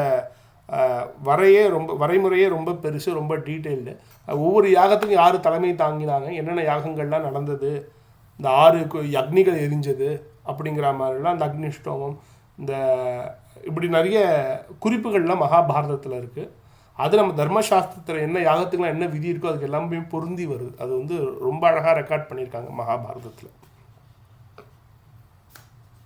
இப்போ யாகம் ஆரம்பிக்கிறதுன்னு நம்ம சொன்னோம். யாகம் ஆரம்பிக்கிறதுக்கு முன்னாடி ஹஸ்தினாபுரத்துக்கு போவே இல்லை, திக்விஜயமே போகலை. ஆனால் அவங்களையும் கூப்பிடணுங்கிறதுக்காக நகுலன் அனுப்பினாங்க. நகுலன் போய் இங்கே ஒரு ராஜசூய யாகம் பண்ணுறாங்கன்னு சொன்னபோது கையை வீசிக்கிட்டு ரொம்ப சந்தோஷமாக எல்லோரும் வந்தாங்க. பீஷ்மர்லேருந்து, துரோணர்லேருந்து, கிருப்பர்லேருந்து, அஸ்வத்தாமாலேருந்து, திருதராஷ்டர், விதுரர்லேருந்து, துரியோதனனும் அவனோட 100 சகோதரர்களும் வந்தாங்க. ரொம்ப சந்தோஷமாக வந்தாங்க. நம்ம குடும்பத்தில் ஒருத்தர் யாகம் பண்ணுறாங்கன்னா அவ்வளவு ஒரு பெரிய பெருமை அவங்களுக்கு. ஒரு கல்யாணம் நடந்தால் எப்படி உறவுக்காரங்கள்லாம் வருவாங்களோ முறையாக அழைச்சி நகுலனை அழைச்சிட்டு வரான் அப்படிங்கிற கட்டம் இருக்குது மகாபாரதத்தில். இதில் ஒவ்வொருத்தருக்கும் ஒவ்வொரு பொறுப்பு கொடுக்குறார் தர்மராஜர், இந்த யாகம் ஒழுங்காக நடக்கணும் அப்படிங்கிறதுக்காக. இந்த துச்சாசனன்னு ஒருத்தருக்கானே, துரியோதனோட தம்பி, அவனுக்கு என்னதுன்னா இந்த உணவு பொருட்கள் வாங்குறது, அதை சேமித்து வைக்கிறது, உணவு சம்பந்தமான அந்த ஃபுட் மேனேஜ்மெண்ட் எல்லாமே துச்சாசனன். ப்ளஸ் இந்த இன்பங்கள், இந்த போதை வஸ்து, ராஜாக்களுக்கு என்னென்ன தேவைகள்லாம் இருக்குது, தேவையறிஞ்சு ஒவ்வொரு ராஜாவையும் சந்தோஷமாக வச்சுக்கிற அந்த ஆனந்தம் கொடுக்குற எல்லா பணிகளையும் துச்சாசனன் மேற்கொண்டான்னு மகாபாரதத்தில் இருக்குது. ஏன்னா அதில் தான் அவனுக்கு வந்து எங்கே எது கிடைக்கும், எங்கே எந்த ஊரில் எது ரொம்ப நல்ல உணவு, எங்கே இதெல்லாம் விசேஷம், எங்கே இதெல்லாம் கிடைக்குங்கிற மாதிரி கெட்ட பழக்கமோ நல்ல பழக்கமோ எதுவாக இருந்தாலும் எந்த நாட்டில் எது கிடைக்கும்னு ஃபிங்கர் டிப்பில் வச்சுருந்தவன் துச்சாசனன். அவனுக்கு அந்த பொறுப்பை கொடுத்து எல்லா ராஜாக்களையும் முகம் கோணாமல் பார்த்துக்கிறது ஓம் பொறுப்பு அப்படின்ட்டார். பீமனுக்கு மொத்த சமையல் இன்சார்ஜும் பீமன் தான். ஆனால் பீமன் நல்லா சாப்பிட்றவன் மட்டும் இல்லை, நல்லா சமைக்கிறவனும். இந்த பீம பாகம்னே உண்டு, நலபாகம் மாதிரி பீம பாகம் ரொம்ப வசத்தின்னு பார்த்தோம். அப்படி பீமனுக்கு வந்து இந்த சமைச்சு கொடுக்குற பொறுப்பு, இந்த சமையல் மேற்பார்வை வந்து பீமனுக்கு. மன்னர்கள்லாம் மரியாதையாக அழைச்சிட்டு வரணும். உள்ள நாட்டுக்குள்ளே வரும்போது எல்லா நாட்டு ராஜாக்களையும் ஒழுங்காக உபசரித்து வாசல்லே இருந்து எல்லை வாயிலிருந்து பத்திரமாக அழைச்சிட்டு வரணும். அதுக்கு ரொம்ப நம்பிக்கையான ஒருத்தர் வேணும், நம்மளுக்கு நம்பிக்கையான ஒரு ஆள் வேணும். அது மட்டும் முக்கியம் கிடையாது. வர ராஜாக்களும் முகம் சொல்லிக்கூடாது. யாரையோ ஒருத்தனை வச்சு நம்மளை உள்ளே அழைச்சிட்டு வந்துட்டான்னு நினைக்கக்கூடாது. இங்கே யாரை தெரியுமா பயன்படுத்தினாங்க? சஞ்சயனை பயன்படுத்தினாங்க. சஞ்சயன் தான் பின்னாடி மகாபாரதத்தோட மொத்த கதையும் திருதராஷ்டருக்கு எடுத்துரைக்கிறார். பக்கத்தில் உட்காந்து திவ்ய திருஷ்டியை வச்சுட்டு மகாபாரத சண்டை என்னென்ன நடக்குதுன்னு சீன் பை சீன் விடாமல் எடுத்துரைக்கிறார். இங்கே சஞ்சயனை ரொம்ப முக்கியமாக சொல்கிறோம்னா, சஞ்சயன் தேரோட்டி அப்படின்னு நம்ம சொல்லிட்டு வந்துட்டு இருக்கோம். அவர் தேரோட்டி மட்டும் கிடையாது, ரொம்ப பதவியில் ரொம்ப ஒரு பெரிய மந்திரி. நீ வேணால் மந்திரி பதவி கொடுத்து வச்சுக்கோயா, ஒரு தேரோட்டி வச்சு என்னை வரவேற்கிறே, நீலாம் என்ன உபசரிக்கிறேன்னு ஒரு ராஜாவாக முகம் சுழிக்கணும்ல, சுழிக்கலை. ஆஹா, சஞ்சயன் வந்து நம்மளை அழைச்சிட்டு போகிறாரா, நமக்கு தானே பெருமைன்னு சஞ்சயனை விசாரிச்சுட்டு இவங்க எல்லா ராஜாக்களும் உள்ளே வந்தாங்க. அப்படி ஒரு உயர்ந்த பொறுப்பு சஞ்சயனுக்கு. எதுக்கு தெரியுதுன்னா, அந்த தேரோட்டிகள்ங்கிறவங்க வெறும் தேர் ஓட்டுற ஒரு சாதாரண ஒரு கடைநிலை ஊழியர்கள் மட்டும் கிடையாது, அவர்களை மந்திரிகளாகவும் பயன்படுத்தினார்கள். அந்த மந்திரிகளுக்கு அந்த ராஜ்யத்தில் மட்டும் இல்லை, ராஜ்யம் தாண்டியும் செல்வாக்கு இருந்ததுன்னு பார்க்கணும். கர்ணனோட அப்பாவும் இதே மாதிரி ஒரு ராதேயனும் இதே மாதிரி ஒரு தேரோட்டி தான். அவனுக்கும் இந்த மதிப்பு இருந்தது அந்த காலத்தில். எல்லா ராஜாக்களும் மதித்தாங்க. ஆக ஒரு பெரிய ஒருத்தரோட பையனாக தான் கர்ணனை கொண்டாடினாங்க. பாண்டவர்களுக்கு கூட கிடைக்காத கௌரவம் கர்ணனுக்கு கிடைச்சதுங்கிறது மறுபடியும் ஒரு வாட்டி அடிக்கோடிட்டு காமிக்கிறதுக்காக இங்கே கொஞ்ச நேரம் சஞ்சயனை பற்றி பார்த்தோம். இப்படி சஞ்சயன் வந்தார் அப்படிங்கிறதாலேயே எல்லா ராஜாக்களுக்கும் ரொம்ப சந்தோஷம். ஆஹா, சஞ்சயன் வந்து நம்மளை உபசரித்து நாட்டுக்குள்ள அழைச்சின்னு போகிறாரா, என்னமா நம்மளுக்கு போய் கவனிச்சுக்கிறாங்கன்னு ஒவ்வொரு ராஜாக்களுக்கும் ரொம்ப பெருமை. பீஷ்மருக்கும் துரோணருக்கும் தாத்தா பீஷ்மர், துரோணர் எல்லாருக்கும் குரு. இவங்க 2 பேரும் கொடுத்த பொறுப்புன்னா எல்லா விஷயத்தையும் மேற்பார்வை பார்க்கணும். இந்த ஸ்டேஜுக்கு அடுத்து இது நடக்கணும், இதுக்கு அடுத்து அது நடக்கணும், ஒவ்வொரு படிப்படியாக என்னென்ன விஷயங்கள்லாம் நடக்கணுமோ அதெல்லாம் ஒழுங்காக நடக்குதான்னு சூப்பர்வைஸ் பண்ணுற வேலை இந்த பீஷ்மருக்கும் துரோணருக்கும் கொடுத்த. விதுரருக்கு வந்து செலவை கவனிக்கணும். வர செலவுலாம் எப்படி போயின்னு இருக்குன்னு செலவை வந்து ஆடிட் பண்ணுறது தான் விதுரரோட வேலை. இந்த கல்லாப்பட்டின்னு ஒன்று இருக்குது பார்த்தீங்களா, இந்த யாகங்க எங்கே தான் அப்பப்போ கேட்பாங்க வாத்தியார் வந்து, இப்போ 1 ரூபா கொடு, இப்போ ஒரு 100 ரூபா கொடு, இப்போ ஒரு தானம் பண்ணு, இந்த இடத்துல இது கொடுன்னு கரெக்டாக எடுத்து கொடுக்கணும். டைமிங் பார்த்து கேட்க கொடுக்கணும். நிறைய செலவுகள்லேயும் நீங்கள் கண்காணிக்கணும். இப்படி மொத்த தனதானியாதிபதியாக நியமித்தது யாருன்னா துரியோதனனை. சொந்த தம்பி துரியோதனனை மொத்த காசுக்கும் கல்லாப்பெட்டிக்கு சாவியை கொடுத்து உட்கார வச்சார் தர்மராஜர். அவ்வளவு அன்பு, அவ்வளோ நம்பிக்கை. துரியோதனன் வந்து நம்பகத்தன்மையாக இருப்பான்னு அவனும் நம்பகத்தன்மையாக நடந்துட்டான். எல்லா காசையும் அவன் தான் மேற்பான். இன்றைக்கி கூட கல்யாணம் பார்த்தீங்கன்னா நம்ம வீட்டில் பெரியப்பாவோ அத்தைகளோ சித்தப்பாவோ இருந்தால் அவங்க கையில் தான் நீங்கள் வந்து இந்த மொய் எழுதுகிற கவருக்கு பொறுப்பை ஒப்படைப்பீங்க. நல்ல ஒரு நம்பிக்கையான ஒரு ஆளை பார்த்து தான். அவர் இருந்து கடைசி வரைக்கும் கல்யாணம் முடிஞ்சதுக்கப்புறம் உட்காந்து மறுபடியும் ரீகன்சைல் பண்ணி இவ்வளோ வந்ததுன்னு போட்டு கொடுத்துட்டு தான் அவர் ஊருக்கே கிளம்ப முடியும். நல்ல ஒரு நம்பிக்கையான ஒரு ஆள்கிட்ட தானே ஒப்படைப்பீங்க. துரியோதனன்ட்ட ஒப்படைச்சார் தர்மராஜர். இந்த யாகங்கள் வந்து நிறைய தானங்கள் நடக்கும் எல்லாருக்கும். பிராமணர்களுக்கு வந்து இந்த மன்னர்கள்கிட்ட இருந்தால் காசெல்லாம் வாங்கி இவங்க சேர்த்து வச்சுருக்காங்க. அதே மன்னர்களுக்கும் தானம் நடக்கும். ஏன்னா இப்போ அவங்களாம் சிற்றரசர்கள், இல்லாட்டி இவங்க ராஜ்யத்தை இவங்களை பெரிய மகாராஜாவாக ஒத்துண்ட ராஜாக்கள், அவங்களுக்கும் தானம் பரிசு பொருட்கள் தரணும். மக்களுக்கு இடைவிடாமல் சாப்பாடு, எல்லா தானங்களும் சாதாரண மக்கள் வெகுஜன மக்கள் எல்லாருக்குமே தானங்கள் உண்டு. என்ன கேட்டாலும் தானம் தரணும். இந்த அள்ளி கொடுக்குற கை யாருக்குன்னா கர்ணனுக்குன்னு பார்த்தோம். கர்ணன் பெரிய கொடைசாலி அப்படின்னு. தர்மராஜனும் பயன்படுத்திட்டார். தன்னோட செல்வங்கள், தனக்கு இவ்வளோ செல்வங்கள் வந்திருக்கு, நாட்டில் இருக்கிற எல்லா செல்வங்களும் இன்றைக்கி நம்ம நாட்டுக்குள்ளே இருக்குதுன்னு தெரிஞ்ச, உலகத்தில் இருக்கிற எல்லா உயர்ந்த மதிப்பில்லாத செல்வங்கள் எல்லாமே நம்ம நாட்டில் இருக்குன்னா கூட அது எனக்கு தேவையில்லை, வச்சுக்கணும்னு ஆசைப்படலை, எல்லாருக்கும் வாரியார அப்படின்னு ஊருக்கே திருப்பி கொடுத்தார். வாங்குற மாதிரி வாங்கி கொடுக்குற மாதிரி கொடுக்குறது தான், வேறு ஒன்றும் கிடையாது. அதை கர்ணன்ட்ட ஒப்படைச்சார். துரியோதனன்ட்ட கல்லாப்பட்டியும் கர்ணன்ட்ட தானம் பண்ணுற பொறுப்பையும் ஒப்படைச்சார். கிருப்பர்கிட்ட பிராமணர்களுக்கு தானம் பண்ணுறது, அஸ்வத்தாமாவும் கிருப்பரும் சேர்ந்து பிராமணர்களை நல்லா உபசரிக்கிறது, பிராமணர்கள் தானத்துக்கு மேற்பார்வை கிருப்பரையும் அஸ்வத்தாமாவையும், மன்னர்களுக்கும் மக்களுக்கும் தானம் பண்ணுறதை கர்ணன்ட்டையும் ஒப்படைச்சார் தர்மராஜர். இதுதான் ஆராய்ந்து இவன் கண் விடல்னு ஒரு திருக்குறள் வருது, அதுக்கு பக்கா எக்ஸாம்பிள் தர்மராஜர். இந்த Mahabharata and management, Ramayana and மேனேஜ்மெண்ட்டாக நம்ம சொல்லிகிட்டு இருக்கோம். எப்படி ஒரு டெலிகேட் பண்ணணும் ஒர்க்குங்கிறது மகாபாரதம் பார்த்தா கற்றுக்கலாம். யாருக்கு எது சிறப்போ அவங்களுக்கு பண்ணணும். இதில் என்ன இன்னும் ஒரு முக்கியமான சூக்ஷ்மமான விஷயம்னா, துரியோதனனுக்கும் கர்ணனுக்கும் ஏன் இந்த முக்கியமான 2 பொறுப்பை ஒப்படைச்சான்னா 2 ரீசன். முதல் காரணம் என்னென்னா, இவ்வளோ செல்வம் ஜெயிச்சிட்டோம், இவ்வளோ நம்மக்கிட்ட இருக்கணும், இதெல்லாமே போயிடுமே, இவங்கெல்லாம் கொடுத்தாங்கன்னா இஷ்டத்துக்கு வாரி அரைப்பாங்க. ஏன்னா அவங்க காசு கிடையாது, உங்கள் காசாக இருந்தால் நீங்கள் 10 ரூபா சம்பாதிச்சா அது எவ்வளோ கொடுக்கணும், எவ்வளோ செலவு பண்ணணுங்கிற அந்த இது இருக்கும். ஊராங்காசு தானே, இஷ்டத்துக்கு அள்ளி செலவழிக்கலாங்கிற அந்த ஒரு தன்மை இருக்கும். சாதாரணமாக கர்ணன் வந்து கொடைசாலி, எது இருக்காலும் கொடுப்பான் அப்படிங்கிற மாதிரி அவனை பற்றி ஒரு நல்ல பேர் உண்டு. நம்மளோட காசையும் இப்படியே கொடுக்கட்டும், தன் காசாக நினச்சி கர்ணன் கொடுத்தான். துரியோதனனும் இஷ்டத்துக்கு கணக்கெலாம் ரொம்ப சரியாக எழுதி எல்லாம் ஒழுங்காக செலவு செய்யுதான்னு பார்த்தான். இந்த 2 பேர்ட்டையும் பொறுப்பை ஒப்படைச்சதுக்கு என்ன ரீசன்னா, இவ்வளோ காசும் தங்கிட்ட தங்கணும்னு தர்மராஜர் கடைசி வரைக்கும் நினைக்கல. கையில் எதுவுமே இருக்க வேண்டாம், எதுவுமே தங்க வேண்டாங்கிற மாதிரி தான் தர்மராஜர் நினச்சார். அதனால தான் இவங்ககிட்ட இந்த பொறுப்பை ஒப்படைச்சார்.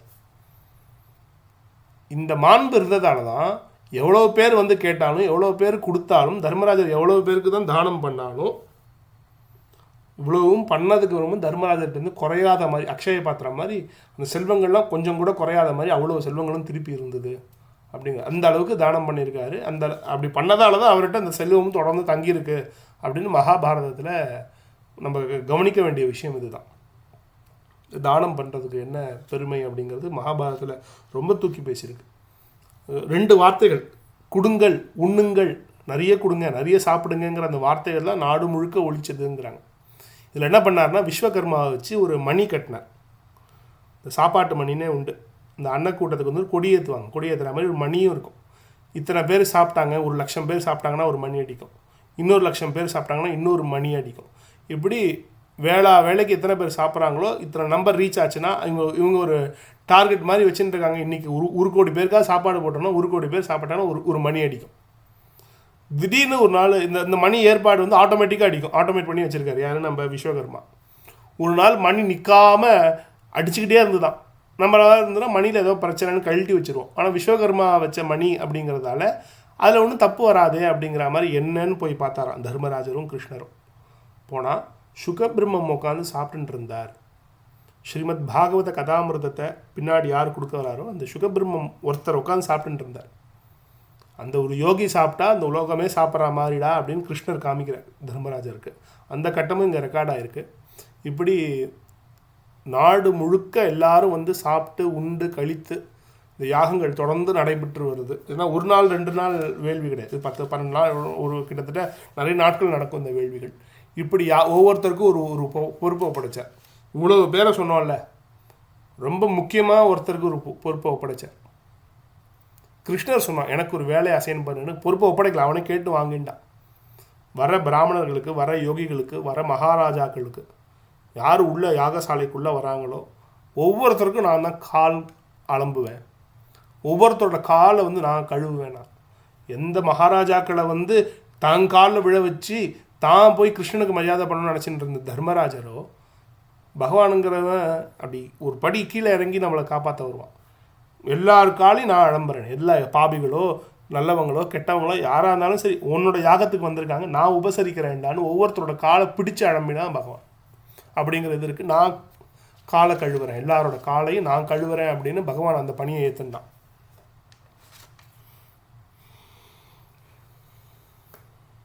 இப்படி முறையாக எல்லா யாகங்களும் நடந்து முடிகிறது. யாகம் எல்லாம் முடிகிற சமயம் யாகத்தோட கடைசி பகுதி, யாகங்கள்லாம் முடிஞ்சாச்சு. இந்த யாக பலனாக ராஜாவுக்கு வந்து பட்டாபிஷேகம் பண்ணணும். இந்த எல்லா நதிகள்லேருந்து வந்த தீர்த்தங்கள்லாம் வச்சு அந்த ராஜாவுக்கு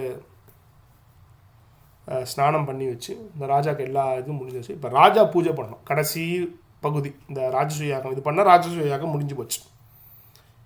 இந்த மகாராஜாவாக இருக்கிற யுதிஷ்டிரர் அக்ர பூஜை முதல் மரியாதை, இவர் மரியாதை பண்ணணும். இப்போ வரவங்களுக்குலாம் திருப்பி மரியாதை பண்ணணும். இவர் இப்போ ஒருத்தரை வந்து இந்த யாகத்துக்கு முடிஞ்சவொடனே இவர் பூஜிக்கணும். மனிதர்களில் யார் உயர்ந்தவர்களோ அவங்கள பூஜிக்கணும். இந்த அக்ர பூஜைன்னு பேர் அதுக்கு. நம்ம தமிழில் சொல்கிறோமோ முதல் மரியாதை. முக்காவாசி ஊரில் பிரச்சனையே இந்த முதல் மரியாதை தான். யாருக்கு முதல் மரியாதை? உனக்கா எனக்கா? யாருக்கு பரிவட்டம் கட்டணும்?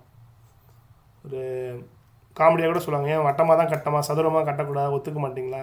ஏன் ரெண்டாவது மரியாதை இருந்தால் ஒத்துக்க மாட்டிங்களா? ஏன் முதல் மரியாதை தான் வேணுமான்னு. நான் பாதி சண்டைகள் பாதி பிரச்சனை இன்றைக்கி இந்த நாட்டில் நடக்கிறது முதல் மரியாதைங்கிற அந்த ஒரு விஷயத்துக்கு. எனக்கு தான் முதல்ல, உனக்கு தான் கோவில்லேருந்து ஆரம்பித்து எல்லா இடத்துலையும் இந்த பிரச்சனை உண்டு. ஒரு வேடிக்கையாக ஒரு விஷயம் சொல்லணும். வேடிக்கை மட்டும் இல்லை, அது ஒரு கொஞ்சம் வருத்தமான விஷயம். நம்ம எவ்வளோ கீழே போகிறோம் அப்படிங்கிறத காமிக்கிறதுக்கு ஒரு விஷயம் சொல்லணும். இது இப்போ இல்லை, பிரிட்டிஷ் இந்தியா காலத்தில் பிரிட்டிஷ் நம்மளை ஆட்சி செய்கிறப்ப முக்கியமான 2 பெரியவர்கள் அந்த ஊருக்கு பெரியவங்கிற மாதிரி ஒரு கோவிலில் கும்பாபிஷேகம் முடிஞ்சுதோ என்னமோ ஒரு பெரிய பண்டிகை முடிஞ்சுது. இவங்க 2 பேரும் ஒரே நேரத்தில் வந்துட்டாங்க. பொதுவாக இவங்க 2 பேரும் ஒரே நேரத்தில் வரும். இவர் இன்னொரு இடத்துல இருக்கார், இவர் இன்னொரு இடத்துல இருக்கார். 2 பேரையும் ஊர் கொண்டாடுறது, கோவில் கொண்டாடுறது, ரொம்ப பெரிய ஆன்மீகத்துலேயும் சரி எல்லாத்துலேயும் இவங்க தான் பெரியவங்கிற மாதிரி ஊர் ஒத்துன்ருக்கு.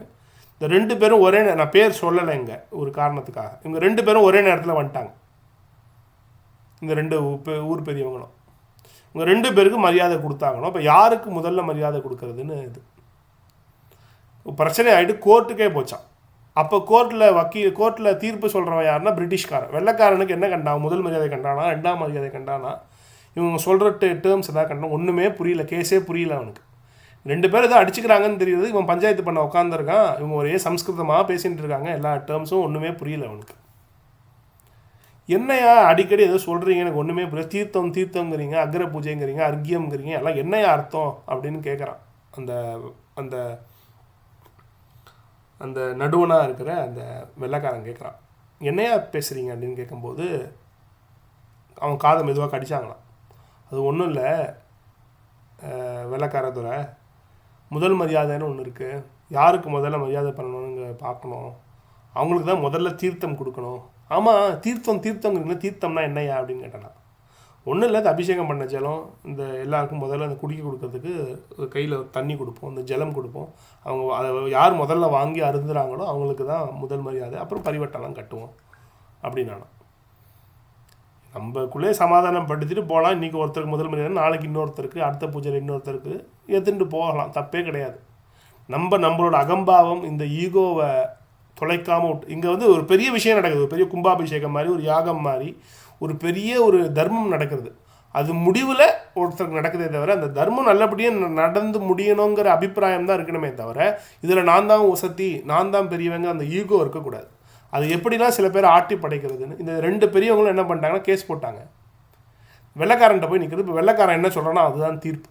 இவங்களுக்கு வேறு பக்குன்னு பயம், மானம் போகுது. முதல்ல எவனுக்கோ ஒருத்தனுக்கு மானம் போகுது.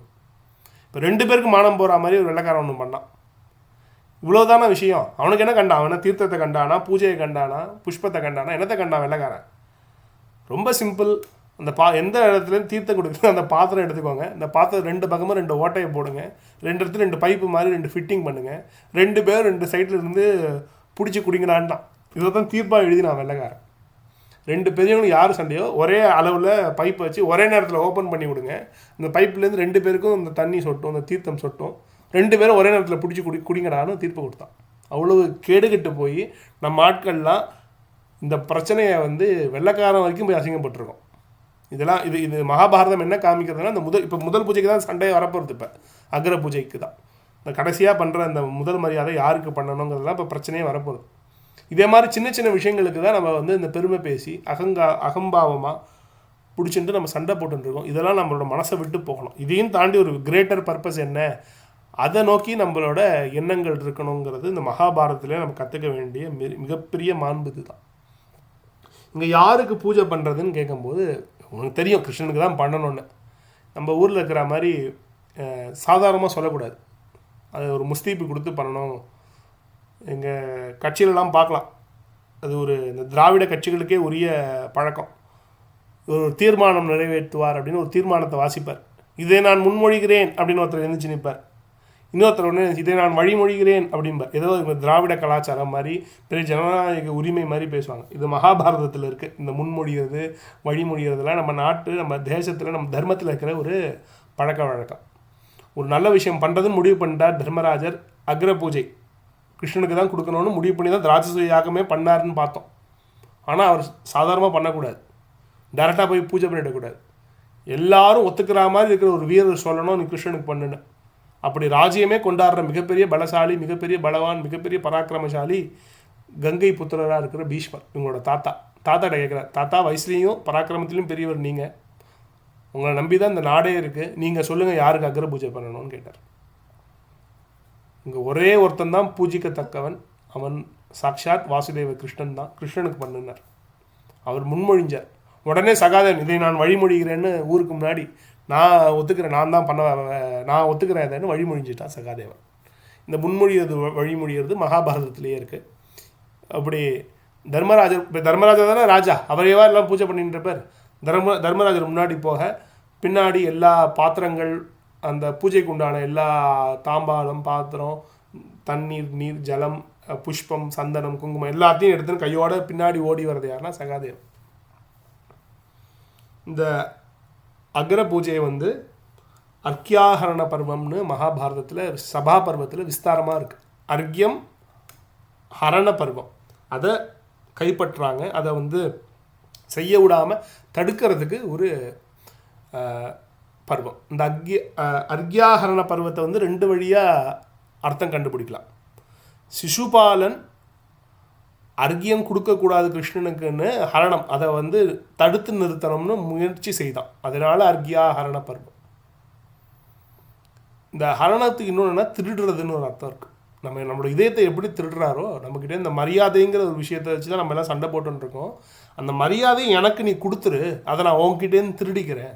உள்ளம் கவர் கல்வன் அப்படின்னு, சித்தச்சோரன் அப்படின்னு பகவானுக்கு ஒரு பேர் இருக்கு. இந்த எது பெரிய விஷயம், எதுக்காக எல்லாரும் அடிச்சுப்பீங்களோ அந்த ஈகோவை நான் திருடிறேன்டா, உங்ககிட்டேருந்து எடுத்துடுறேன்னா, வெண்ணையை திருடுற மாதிரி திருடுறேன்னு பகவான் திருடுறாங்கிறது அர்க்கியாஹரண பர்வம்னு. பகவான் திருடிட்டான் அப்படிங்கிற மாதிரி இதுக்கு விசேஷமாக பக்தி மார்க்கமாக நம்ம பெரியவங்களாம் அர்த்தம் பண்ணுவாங்க. இப்படி தான் இதுக்கு அர்க்கியாஹரண பர்வம்னு பேர். இந்த அக்ர பூஜை கிருஷ்ணருக்கு நடக்கிறது. நடந்து முடிகிற வரைக்கும் ஒருத்தன் வாய் பேச முடியாது. ஏன்னா இருக்கிற பராக்கிரமசாலிகள்லாம் ஒத்துண்டு பண்ணுற பூஜை. பீஷ்மர் ஒத்துண்டார், வேறு யாரால் என்ன பேச முடியும் எதிர்த்து? இந்த சிசுபாலன் வாயே திறக்கலை, அவன் தான் பிரச்சனை பண்ண போகிறான். இப்போ கிருஷ்ணருக்கு பூஜை பண்ணி முடிச்சதோ முடியலையோ, முடிய எழுந்திரிச்சு கத்தினா சிசுபாலன்.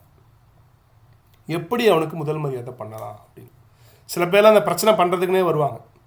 அவங்க என்ன பண்ணுவாங்க, அந்த விஷயம் அவங்களுக்கு என்ன தேவையோ அது நடக்கணும், நடந்து முடிஞ்சதுக்கு தான் அவங்க பிரச்சனை பண்ணுவாங்க. அவங்களுக்கு என்ன அந்த காரியம் நடக்கணும் நடக்கக்கூடாதுலாம் இல்லை, அவங்களுக்கு தேவை அவங்க பிரச்சனை பண்ணணும், அவங்க சண்டை போடணும். நம்ம நீ கல்யாணங்கள்லேருந்து ஆரம்பிச்சோம், உறவுகள்லேருந்து நிறைய இடத்துல அது கண்கூட நம்ம பார்க்கலாம். கிருஷ்ணருக்கு மரியாதை கொடுத்து இந்த அக்ர பூஜை முடிஞ்சு கிருஷ்ணனுக்கு பொன்னாடையை போற்றி கால் அலம்பி விட்டு கிருஷ்ணனுக்கு காலில் பூஜை பண்ணி கிருஷ்ணனுக்கு அபிஷேகம் பண்ணி கிருஷ்ணனை ஆராதனை பண்ணி முடிக்கிற வரைக்கும் ஒரு பையன் எழுந்துச்சு ஒரு வார்த்தை பேசலை. முடிய சகாதேவன் பேசினான். ஏன் பேசினான்னா ஆரம்பிக்க வார்த்தையை தான் சொன்னான். அபூஜ்யா எத்திர பூஜ்யந்தே பூஜ்யானாம் து விமானனா த்ரிணி தத்ர பிரவர்த்தந்தே துர்பிக்ஷம் மரணம் பயம் அப்படின்னு ஒரு பெரிய ஒரு சாஸ்திர வாக்கியம் இருக்குது. இதே வாக்கியத்தில் இருக்கிற அர்த்தத்தை விதுர நீதியில் பின்னாடி விதுரரும் சொல்கிறார். விதுரரை கேள்வி கேட்கும்போது பின்னாடி கேட்குறார், எது செய்யவே கூடாது அப்படின்னு சொல்லும்போது இந்த ஸ்லோகத்தோட அர்த்தத்தை தான் சொல்கிறார். அபூஜ்யா எத்திர பூஜ்யந்தே, யார் பூஜிக்க தகுதி இல்லாதவர்களோ அவர்களை வழிபடுறது, அவர்களை கொண்டாடுறது, அவர்களை பூஜிக்கிறதையும், யார் பூஜிக்கத்தக்கவர்களோ அவங்கள பூஜிக்காமல் விடுறது, அவங்கள கொண்டாடாமல் அவங்கள மரியாதை கொடுக்காமல் விடுறது, அவங்கள மரியாதை கொடுக்காமல் விடுறது, இந்த 2 விஷயம் எங்கே நடக்குதோ அங்கே 3 விதமான கோரங்கள், துர்பிக்ஷம், பயம், மரணம் 3மே இருக்கும் அந்த நாட்டில் அப்படின்னு இந்த இது சொல்கிறது. இதுதான் விதுரரும் பின்னாடி சொல்ல போகிறார்.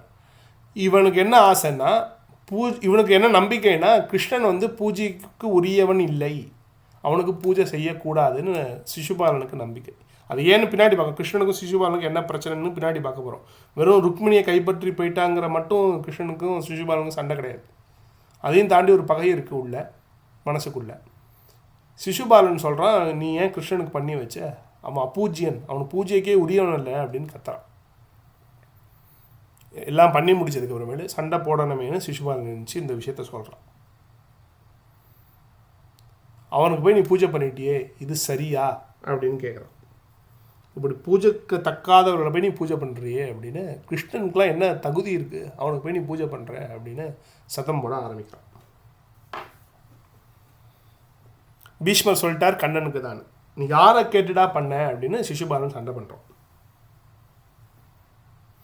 இந்த பக்கத்து இலைக்கு பாயசம் அப்படின்னு ஒன்று கேள்விப்பட்டிருப்போம் நம்ம கல்யாணங்கள்லாம். நமக்கு பாயசம் வேணும், நமக்கு போட மாட்டான், அந்த பக்கத்தில் இருக்கிறவருக்கு ஊற்றுங்க அப்படின்னு சொல்லிட்டு அவருக்கு போடுறவங்க எனக்கும் கொஞ்சம் அப்படியே போட்டுருப்பாங்க அப்படிம்போம். தான் பக்கத்து இலை பாயாசம்னு பேர். இதே மாதிரி சிசுபாலனுக்கு என்னென்னா, அவனுக்கு பூஜை பண்ணலைங்கிற அந்த பொறாமை தான். அவனுக்கு பண்ணலைங்கிற பொறாமையை விட பகவான் ஸ்ரீகிருஷ்ணருக்கு பண்ணிட்டாங்கங்கிற இன்னொரு வெறுப்பு தான் இன்னும் ஜாஸ்தி அது மேலே. இப்போ பின்னாடி கண்ணாபின்னான்னு திட்ட போகிறான், துரோணர் எல்லாரையும் பிடிச்சி திட்ட போகிறான், பீஷ்மரை பிடிச்சி திட்ட போகிறான். ஆனால் இப்போ கொண்டாடுறான். கிருஷ்ணன் எதில் உயர்ந்தவன்? படிப்பில் உயர்ந்தவனா? இல்லை. எங்கேயோ அந்த பக்கத்து ஸ்டேட்டில் போய் சர்டிஃபிகேட் வாங்கிட்டு வர மாதிரி, காசு கொடுத்து சர்டிஃபிகேட் வாங்கின மாதிரி, ஏதோ சும்மா 64 நாள் போனால் 64 கலைகள் வந்ததுன்னு சும்மா ஏதோ ஒரு வருஷம் போனால், இந்த சாந்திபனி மகரிஷிக்கிட்ட குருகுலம் போனால் மொத்தமாக படிச்சுட்டு வந்துட்டான். போலி சர்டிஃபிகேட் வாங்கிட்டு வந்து போலி ஆள். அவனுக்கு என்ன படிப்பு இருக்குது, பணம் இருக்கா? அவனோட பெரிய பணக்காரங்களாம் அந்த நாட்டில் இருக்காங்க. பதவியா? இதான் என்ன பதவி இருக்கா? ராஜான்னு கூட யாரும் ஒத்துனது கிடையாது. ஞானம் இருக்கா? கண்ணா பின்னா உளறின்னு இருக்கான், என்னென்னமோ பண்ணிட்டு இருக்கான், அவனுக்கு ஞானியாவன் இல்லை. ஆச்சாரம் இருக்கா? வெண்ணெயை திருடி வெண்ணெய் நக்கீங்கிறான் கிருஷ்ணனை. வெண்ணெயை திருடி நக்கரம் வந்தானே அவன். அவனுக்கு ஏதாவது ஒரு ஆச்சாரம் இருக்கா அப்படின்னு கேட்குறான். ரூபம் இருக்கா? அழகு இருக்கா? வித்தியஸ்த பாதம். எந்த பக்தர்கள் சொன்னோம், பக்தர்களுக்கு எது கொண்டாடுற மாதிரி குணம் இருக்கோ அது இவங்களுக்குலாம் வேறு மாதிரி தெரியும் அப்படின்னு சொன்னோம். கிருஷ்ணனோட ஜனனம் அப்பையும் சரி, கம்சவதம் அப்பையும் ஒரு கால் மாற்றி இன்னொரு கால் நிற்கிறான். ஒரு கால் பெருசாக இருக்குது, இன்னொரு கால் சின்னதாக இருக்குது. மண்டையும் பாருங்கள், எல்லோரும் கிரீடத்தை வச்சுருக்காங்க. இவங்க கொண்டு போய் மயிலை கொண்டு போய் மயிர்பீலியை தலையில் சொருக்கிட்டு கிரீடத்துக்கு பதிலாக இதை சொருக்கிட்டு சுற்றின்னு இருக்கான். கண்ணை பாருங்கள், திருட்டு பார்வை. இப்படிலாம் கிருஷ்ணரை தூஷிக்கிறான் சிசுபாலன். வயசு இருக்கா? வீட்டில் பெரியவங்க எத்தனை பேர் இருக்காங்க? பின்னாடி சொல்கிறான் யாரெல்லாம் பூஜிக்கலாம் அப்படிங்கிற மாதிரி சிசுபாலன் ஐடியா கொடுக்குறான். அவங்கள விட்டுட்டு உனக்கு என்ன வயசு இருக்குது? தர்மரோட வயசில் சின்னவர் கிருஷ்ணர், உன்னோட சின்னவன் தம்பி மாதிரியா கிருஷ்ணா, அவனுக்கு போய் நீ பூஜை பண்ணுறியே அப்படிங்கிறான். குலம் இருக்கா? அவனை யாரா சத்திரியனாவன், யாதவன், இடையனவன், சத்திரியன்லையும் சேர்த்து கிடையாது, வைசியன்லையும் சேர்த்து கிடையாது. இவனை கொண்டு போய் நீ கொண்டாடுறியே, உனக்கு என்ன குலம் இருக்குது? உன்னை எதில் சேர்த்து? இவனை யாருமே சேர்த்துக்க மாட்டேங்கிறாங்க, இவனை போய் கொண்டாடுறியே அப்படின்னு திட்டுறான். குணம் இருக்கா? எல்லா திருட்டு பையன், எல்லாருக்கிட்டையும் இந்த வெண்ணெய் பால்லேருந்து ஒரு விஷயத்தை விட்டு வைக்கிறது இல்லை, பொண்ணை கொண்டு திருடுறான் அப்படின்னு அவ்வளவு வசவு. கேட்பார்கள் கேசவன் கீர்த்தி அல்லால் மட்டும் கேட்பரோ, கேட்பார் செவிசுடும் கீழ்மை வசவுகளே வையும், சேன்பால் பழம்பகைவன் சிசுபாலன் திருவடி தாழ் பாலடைந்த தன்மை அறிவாரை அறிந்துமேன்னு ஒரு பெரிய 4000 திவ்ய பிரபந்தத்தில் ஒரு பாசுரம். கேட்பார் கீழ்மை செவிசுடும் வசவுகளே, கேட்பார் செவிசுடும் கீழ்மை வசவுகளே வையும் அப்படின்னு ஆழ்வார் இந்த இடத்துல சாதிக்கிறார். சிசுபாலன்னா என்னத்தை சொல்கிறான்? காது கொடுத்து கேட்க முடியாது, கேட்பார் செவி சுடும். நம்ம சொல்கிறோம் ஐயோ காதுகள் கருகிய தருணம்னு இங்கே எல்லாம் போடுறாங்கல்ல இங்கே கிளப் ஹவுஸில், அது மாதிரி காது கொடுத்து கேட்க முடியல, அந்த அளவுக்கு செவி சுடுறா மாதிரி பேசுகிறான் சிசுபாலன் அப்படின்னு ஆழ்வார்கள் சிசுபாலனை பற்றி சொல்கிறாங்க. இப்படி கண்ணா பின்னாடி கிருஷ்ணனை திட்ட ஆரம்பிக்கிறான். சில பேருக்கு என்னென்னா, நம்ம அரசியல்வாதிகளையும் பார்ப்போம், முதல்ல தூக்கி பிடிச்சி பேசுவாங்க இவரை மாதிரி மனுஷன் இல்லைன்னு, மரியாதையாக ஆரம்பிச்சுட்டு அப்புறம் என்னடா உனக்கு தெரியும்னு வாடா போடான்னு கீழ்த்தரமாக இறங்கி பேசுவாங்க. இது நிறைய அரசியல்வாதிகள்கிட்ட இன்றைக்கி, குறிப்பாக தமிழக அரசியல்வாதிகள் நிறைய பேர்ட்ட நம்ம இன்றைக்கி பார்த்துட்டு இருக்கோம். முதல்ல ஆரம்பிக்கும் போது ஏதோ பெருசாக மரியாதையாக வாங்க போங்கன்னு ஆரம்பித்து வாடா போடா கெட்ட வார்த்தையில் வந்து முடியும். இதே மாதிரி சிசுபாலன் ஆரம்பிக்கிறான். மகரிஷி வியாசர் இருக்கார், ஆச்சாரியர் உங்களுக்கு எல்லாருக்கும் சொல்லிக் கொடுத்த குரு துரோணர் இருக்கார். வயசுன்னு பார்த்திங்கன்னா இந்த பால்ஹலீகராஜன் ஒரு ராஜா வந்திருக்கான், அவர் இருக்கார். பராக்கிரமம்னா பீமன் அப்படின்னு ஒரு பெரிய வீரன் இருக்கான், அஸ்வத்தாமா இருக்கான், அவன் தம்பி அர்ஜுனன் இருக்கான், துரியோதனன் இருக்கான். வயசில் சின்னவன் நீ முடிவு பண்ணிட்டீங்கன்னா கிருஷ்ணனுக்கு பண்ணுறது உன் தம்பிக்கே நீ கொண்டாடிட்டு போகலாமே. பெரிய பராக்கிரமசாலிகள் உனக்காக 4 திக்கிலையும் போய் ஜெயிச்சுட்டு வந்தாங்கல்ல. அதில் பீமனுக்கோ அர்ஜுனனுக்கோ ஏன் துரியோதனனுக்கு கூட நீ பண்ணு. அவனை மாதிரி ஒரு ராஜா இருக்கானா? துரியோதனன் அப்போ இளவரசன் தான். ஆனால் நாடு முழுக்க துரியோதனனோட புகழும் அவனோட பராக்கிரமமும் பறந்து இருந்தது அப்படின்னு மகாபாரதம் காமிக்கிறது. இவங்களெல்லாம் கொண்டாடு. குலகுரு கிருப்பர் இருக்கார், தௌமியர் இருக்கார், இவங்களுக்கெல்லாம் பூஜை பண்ணு. ஏன் இவ்வளோ விட்டுடா. நீ பிச்சைக்காரனா தெருவாக அலையும் போது உனக்கு ஒரு பொண்ணை கொடுத்து பெரிய நாட்டையும் உனக்கு தங்க வச்சு சோறு போட்டாலும் அவன் மாமனார் பாஞ்சால மகாராஜா, அவருக்கு கூட அவருக்கு கொடுத்துருக்க வேண்டியதானே, அவருக்கு பூஜை பண்ண வேண்டியதானே. இவனை தவிர பாக்கி எல்லா ராஜாவையும் சொல்லிட்டு உங்கள் வீட்லேயே பெரியவர் பராக்கிரமசாலி, இவரை மாதிரி ஒரு மனுஷனே கிடையாது, இந்த பீஷ்மருக்கு செய்ய வேண்டியது தானே பூஜை. அதை விட்டுட்டு போய் கிருஷ்ணனுக்கு பண்ணுறியே அப்படிங்கிறான். யாரை கேட்டு பண்ணேன்? எங்கள் தாத்தா பீஷ்மர் சொல்லி தான் பண்ணேன்னொன்னே இப்போ பீஷ்மர் மேலே கோவம். எந்த பீஷ்மரை கொண்டாடி ஒரு க்ஷணம் மேலே பேசுவானோ இப்போ அதே பீஷ்மரை தூக்கி போட்டு உடச்சி பீஷ்மர் அசிங்கமாக திட்டுறான். கேட்டு பயில உனக்கெல்லாம் அறிவு இருக்கா? நீலாம் ஒரு சத்திரியன் தானா? உனக்கெல்லாம் இங்கே வீரன் ஏதாவது இருக்கா? நீ இப்படி பேசுறியான்னு பீஷ்மரை பிடித்திட்டான். உனக்கெல்லாம் எந்த இதை வச்சு நீ சொல்கிற அப்படின்னா, எந்த இதை வச்சு நீ கிருஷ்ணனுக்கு பூஜை பண்ணணுங்கிற அப்படிங்கிற மாதிரி பீஷ்மரை திட்ட ஆரம்பித்தான். தர்மர் சிசுபாலனை சமாதானப்படுத்தினார். இப்படிலாம் பேசாத, வீட்டில் பெரியவர் அவர், உனக்கு கிருஷ்ணனோட பெருமை தெரியாதுன்னு ஆரம்பிக்கிறார். இல்லை நான் வெளிநடப்பு பண்ணி போகிறேன்னு வெளிநடப்பு பண்ணுறான். இந்த வெளிநடப்புங்கிறது இப்போ சட்டசபையில் நம்ம இன்றைக்கி பண்ணிட்டு இருக்கோம். இன்றைக்கி என்ன கூத்து அடித்தாங்களோ அந்த கூத்தை சிசுபாலன் அன்றைக்கே அடிச்சிட்டான். வெளிநடப்பு பண்ணுறேன்னு சட்டசபையிலேருந்து கிளம்பி வெளில போவாங்க. போயிட்டு சமோசா வடை சாப்பிட்டு திருப்பி மறுபடியும் அதே சபையில் மானம் கெட்டு போய் வெக்கம் கெட்டு போய் உள்ளே உட்காந்துருவாங்க. இன்றைக்கி இருக்கிற அரசியல்வாதிகள் எல்லா கட்சியில் இருக்கிறவங்க இப்படி தான் பண்ணுறாங்க. எதான் சிசுபாலன் பண்ணான். வெளில போனானே தவிர இங்கே என்ன போயின்னு இருக்குன்னு வெளியே போகாமல் வாசல்லே நின்று எல்லாத்தையும் கேட்டுட்டு இருந்தான் சிசுபாலன். பீஷ்மர் சொன்னான், அவன் போனால் போகட்டும்டா, அவனை விட்டு தள்ளு. இவங்களுக்குலாம் என்ன தெரியும் கிருஷ்ணர் பெருமை? சிசுபாலன் இத்தனை நேரம் கிருஷ்ணனை திட்டினதுக்கு பீஷ்மர் கிருஷ்ணனோட பெருமையை பேசினார். நம்ம போன வாரமே பார்த்தோம். இந்த அர்க்யாஹரண பருவத்தில் பீஷ்மர் ஒரு மினி பாகவத சொற்பொழிவே பண்ணிட்டார். பாகவதம் படிக்க நேரம் இல்லாதவங்க இன்றைக்கும் கூட மகாபாரதத்தில் இந்த பீஷ்மர் கிருஷ்ணனை துதித்ததை இன்றைக்கும் பாராயணத்தில் வச்சுட்டு இருக்காங்க நிறைய குடும்பங்கள். இப்படி பீஷ்மர் கிருஷ்ணனை தசாவதாரத்துலேருந்து ஆரம்பிச்சிட்டார். பழைய கதை ஆரம்பிச்சிட்டார். இவர் கதை சொல்கிறாருன்னு தெரிஞ்சோன்னா தீர்த்த பாத்திரத்திலலாம் கீழே போட்டுட்டு தர்மன் அவன் போனால் போகட்டும், நீங்கள் கதையை சொல்லுங்கள், கதை ரொம்ப அழகாக இருக்குது, கிருஷ்ணன் பேசாமல் உட்காந்துருக்கட்டும், ராஜசூய யாகம் கிடக்குது கழுத, நீங்கள் முதல்ல விஷயத்த சொல்லுங்கன்னு கதையை சொல்லுங்கன்னு கதை கேட்க உட்காந்துதான் தாத்தா பக்கத்தில் தர்மர். மொத்த கதையை எனக்கு சொல்லாதான் ஆச்சுன்னு பீஷ்மரை பிடிச்சி தர்மர் கேட்டு பீஷ்மர் மொத்த கிருஷ்ணனோட சரித்திரத்தையுமே எங்கள் மத்ஸ்ய கூர்மாவதாரத்துலேருந்து ஆரம்பித்து ராமாவதாரம் கிருஷ்ணாவதாரம் வரைக்கும் எல்லா கதையும் சொல்லி முடிச்சிட்டேன். இவன் தான் கேட்டது இங்கிலாந்து போன மாதிரி கதை சொல்லிட்டார். கதை சொல்லி முடித்ததுக்கப்புறமேல் பீஷ்மனுக்கு ரொம்ப கண்ணில் தண்ணீர், விதுரர் கண்ணில் தண்ணி வச்சுருந்துருக்கார். தர்மருக்கும் ஆனந்த பாஷ்மா, ஆஹா இப்படிப்பட்ட ஒரு உயர்ந்த மனிதன் பரபிரம்மஸ்வரூபமாக இருக்கிற கிருஷ்ணனுக்கா பூஜை. ஏன்னா அந்த சொன்ன மாதிரி கிருஷ்ணன் பகவானுங்கிறது ஒரு சில பேருக்கு தான் தெரியும், அது பீஷ்மருக்கு முன்னவே தெரியும் அப்படிங்கிறது இந்த கட்டம் காமிக்கிறது. கிருஷ்ணன் தாண்டா வாசுதேவன், கிருஷ்ணன் தான் மகாவிஷ்ணு, கிருஷ்ணன் தான் அந்த பரபிரம்மம் அப்படின்னு கிருஷ்ணனை கொண்டாடுறாரு பீஷ்மர். அவ்வளோ ஸ்துதிக்கிறார். இவன் தான் பூஜிக்கத்தக்கவன், பாக்கி எல்லாருமே இவனுக்கு கீழே ஜடம் அப்படிங்கிற மாதிரிலாம் ரொம்ப பெரிய வேதாந்த விஷயங்களும் பீஷ்மரோட ஸ்துதியில் இருக்குது. இந்த இடத்துல பீஷ்மர் மகாபாரதத்தில் ஸ்துதி பண்ண விஷயம் ரொம்ப டீட்டெயில்டாக இருக்குது. இது வரைக்கும் பொறுமையாக கேட்டுன்றது சிசுபாலன் ஆரம்பித்தான். யாரை? சிசுபாலன் பீஷ்மரை. நீ என்னடா இப்படி முகஸ்துதி பாடுற? இது வரைக்கும் மரியாதையாக பீஷ்மர் மாதிரி ஆள் உண்டான்னு கேட்டவன் வாடா போடான்னு யார் வயசானவர் பெரியவர்னு சொன்ன சிசுபாலன் பீஷ்மரை பார்த்து, நீலாம் என்னடா இப்படி முகஸ்துதி பாடுற, நீ என்ன பந்தியா அப்படின்னு கேட்டார். இந்த பந்திங்கிறது என்னென்னா, நீ என்ன பந்தியான்னு திட்டினார் பீஷ்மரை. யார்? சிசுபாலன். பந்தின்னா என்னென்னா முகஸ்துதி பாடுறதுக்குன்னே சில ஆட்கள் வச்சுப்பாங்க இந்த ராஜாக்கள்லாம். இன்றைக்கும் நீங்கள் அரசியலில் பார்க்கலாம், சட்டசபையில் ஒரு பட்ஜெட்டுன்னு படிப்பாங்க, தீர்மானம் படிப்பாங்க. டேரெக்டாக வராமல் முதல் கலைஞர், 2ஆம் கலைஞர், 3ஆம் கலைஞர், 4ஆம் கலைஞர் வரைக்கும் பாராட்டிட்டு தான் இன்றைக்கி பேசுகிறாங்க இன்றைக்கி அரசியல்வாதிகள்லாம். இப்படி முகஸ்துதி பண்ணுறதுக்கு ஒரு பெரிய கூட்டமே இருக்கும். அவங்க பண்ணுற முகஸ்துதியை காது கொடுத்தே கேட்காது, என்ன விஷயம் இருக்காது, வெறும் முகஸ்துதி தான் இருக்கும். அதே மாதிரி நீ முகஸ்துதி பண்ணுறியேன்னு பீஷ்மரை தப்பாக பேசலாம் சிசுபாலன். நீ என்ன பந்தியா அப்படின்னு திட்டினோன்னே யாருக்கு கோவம் வருதோ வரலையோ சகாதேவனுக்கு முதல்ல கோவம் வருது.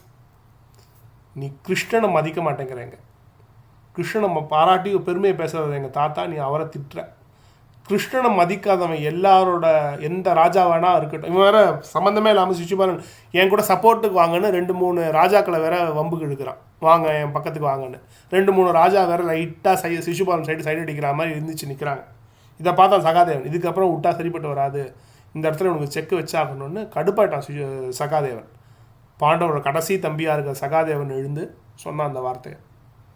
கிருஷ்ணனை எவெல்லாம் மதிக்கலையோ நான் மதிக்க மாட்டேன்டா, எனக்கு அண்ணனுக்கு அண்ணனா அப்பாவுக்கு அப்பாவாக இருக்கார் எங்கள் கிருஷ்ணர், அவரை மதிக்காதவன் எல்லாரோட தலையிலையும் என்னோடய லெஃப்ட் கால் என்னோட இடது காலை வச்சேன் போ அப்படின்னார். இந்த சென்னை பாஷையில் திட்டுவாங்க, வியாசப்பீடம் அந்த வார்த்தையை நான் சொல்லலை, உன் மூஞ்சில் என் கையை வைக்க அப்படின்னு சென்னையில் திட்டுவாங்க. அது சாதாரணமாக சொன்ன இடது கையை வச்சேன்னு அதை கூட ஒரு கொச்சையாக ஒரு வார்த்தையை பயன்படுத்தி உன் மூஞ்சில் என் கையை வைக்க அப்படிம்பாங்க. அந்த சென்னை வசவு கூட மகாபாரதத்துலேருந்து வந்தது தான். சகாதேவன் 1க்கு 2 வாட்டி திட்டுறான். எவன் ஒத்துக்கலையோ அவன் தலையில் என் காலை வைக்க, என் இடது காலை வைக்க அப்படின்னு திட்டுறான்.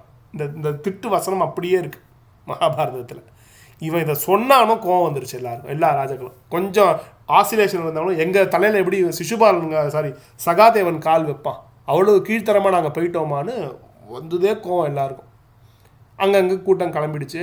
இவங்கெல்லாம் இப்போ சண்டை போட போகிறாங்கன்னு தெரிஞ்சோன்னே தர்மருக்கு பயம் வந்துருச்சு. தாத்தா கிட்ட மறுபடியும் போய் என்ன இப்படி நடக்குது, இதுக்கு ஏதாவது செஞ்சு காப்பாற்றுங்க அப்படின்னு இப்படி மன்னர்களை தூண்டி விட்டு வெளிநடப்பு பண்ணுறான் சிசுபாலன். ஏதாவது செய்யுங்க, இந்த வேள்வி தடை. இவனுக்கு என்ன பதட்டம்னா, இந்த வேள்வி முடிய போகிறது ஒழுங்காக முடியணுமே. இன்னும் இப்போ கடைசியில் என்ன அக்ர பூஜையும் பண்ணி முடிச்சாச்சு. இப்போ என்னன்னா எல்லா ராஜாக்களும் கலந்துக்கிட்ட எல்லா ராஜாக்களும் சேர்ந்து கங்கையில் போய் மூழ்கி எழுந்திரிச்சு வரணும். பக்கத்தில் இருக்கிற ஒரு நதியில் போய் அவபிரத ஸ்நானம் அப்படிங்கிற அந்த குளியலை போட்டுட்டு வரணும், தலை மூழ்கி எழுந்திரிச்சு வரணும். அதுதான் இங்கே தேவை.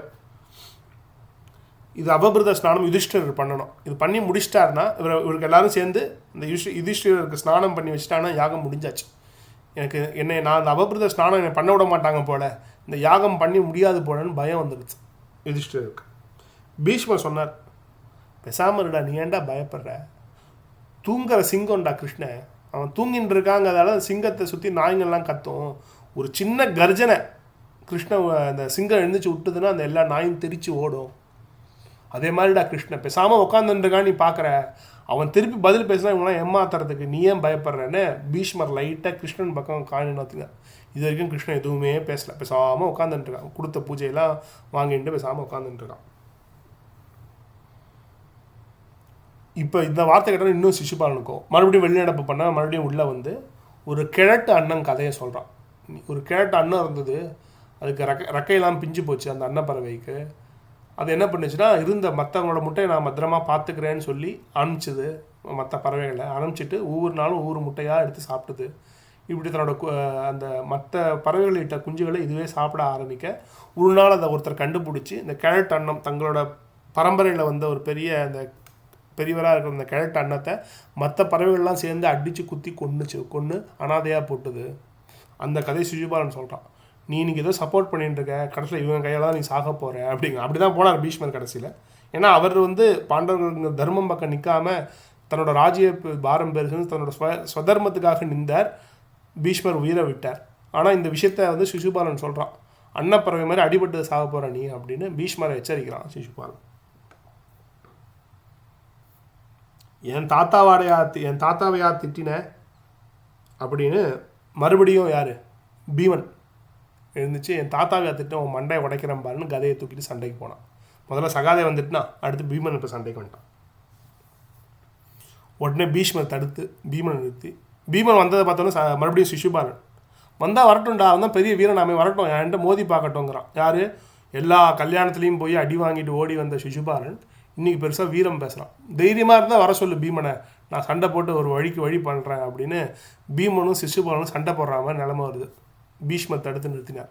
ஹே பீமா, அவன் தான் அறிவு இல்லாமல் பேசுகிறான்னா உனக்கு எங்கடா போச்சு அறிவு? அவனை அடிக்கணும்னா எனக்கு அடிக்க தெரியாதா? என்னை விட பராக்கிரமசாலி யார்?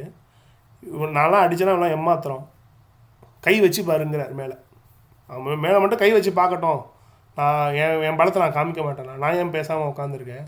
இவன் நம்ம கையால் செய்யக்கூடாதுடா, இவனை செய்கிறதுக்கு ஒருத்தன் உட்காந்துருக்கான் பாரு கிருஷ்ணன், அவன் கையால் தான் இவன் உயிர் போகணுன்னு இருக்குன்னு. சிசுபாலன் யார்? சிசுபாலனுக்கும் கிருஷ்ணனுக்கும் என்ன பகைன்னு இப்போ பீஷ்மர் சொல்கிறேன். தமகோஷன் அப்படிங்கிற ராஜா அவனோட அம்மா பேர் ஸ்ருதஸ்ரவா. இந்த ஸ்ருதஸ்ரவாவும் குந்தியும் வசுதேவரோட தங்கைகள்னு பார்த்தோம். அதாவது கிருஷ்ணனுக்கு அத்தைகள் 2 பேரும். அத்தை பையன் சிசுபாலன், கிருஷ்ணனுக்கு சொந்த அத்தை பையன் சிசுபாலன். சிசுபாலன் பிறக்கும் போதே 4 கை 3 கண்ணு 3 வக்ஷஸ்தலத்தோடு பிறந்தான் சிசுபாலன். என்ன ஒரு கோரமாக ஒருத்தன் இருக்கானே, இப்படி பிறந்திருக்கேன்னு பார்த்து ரொம்ப அம்மாவுக்கு கஷ்டம்.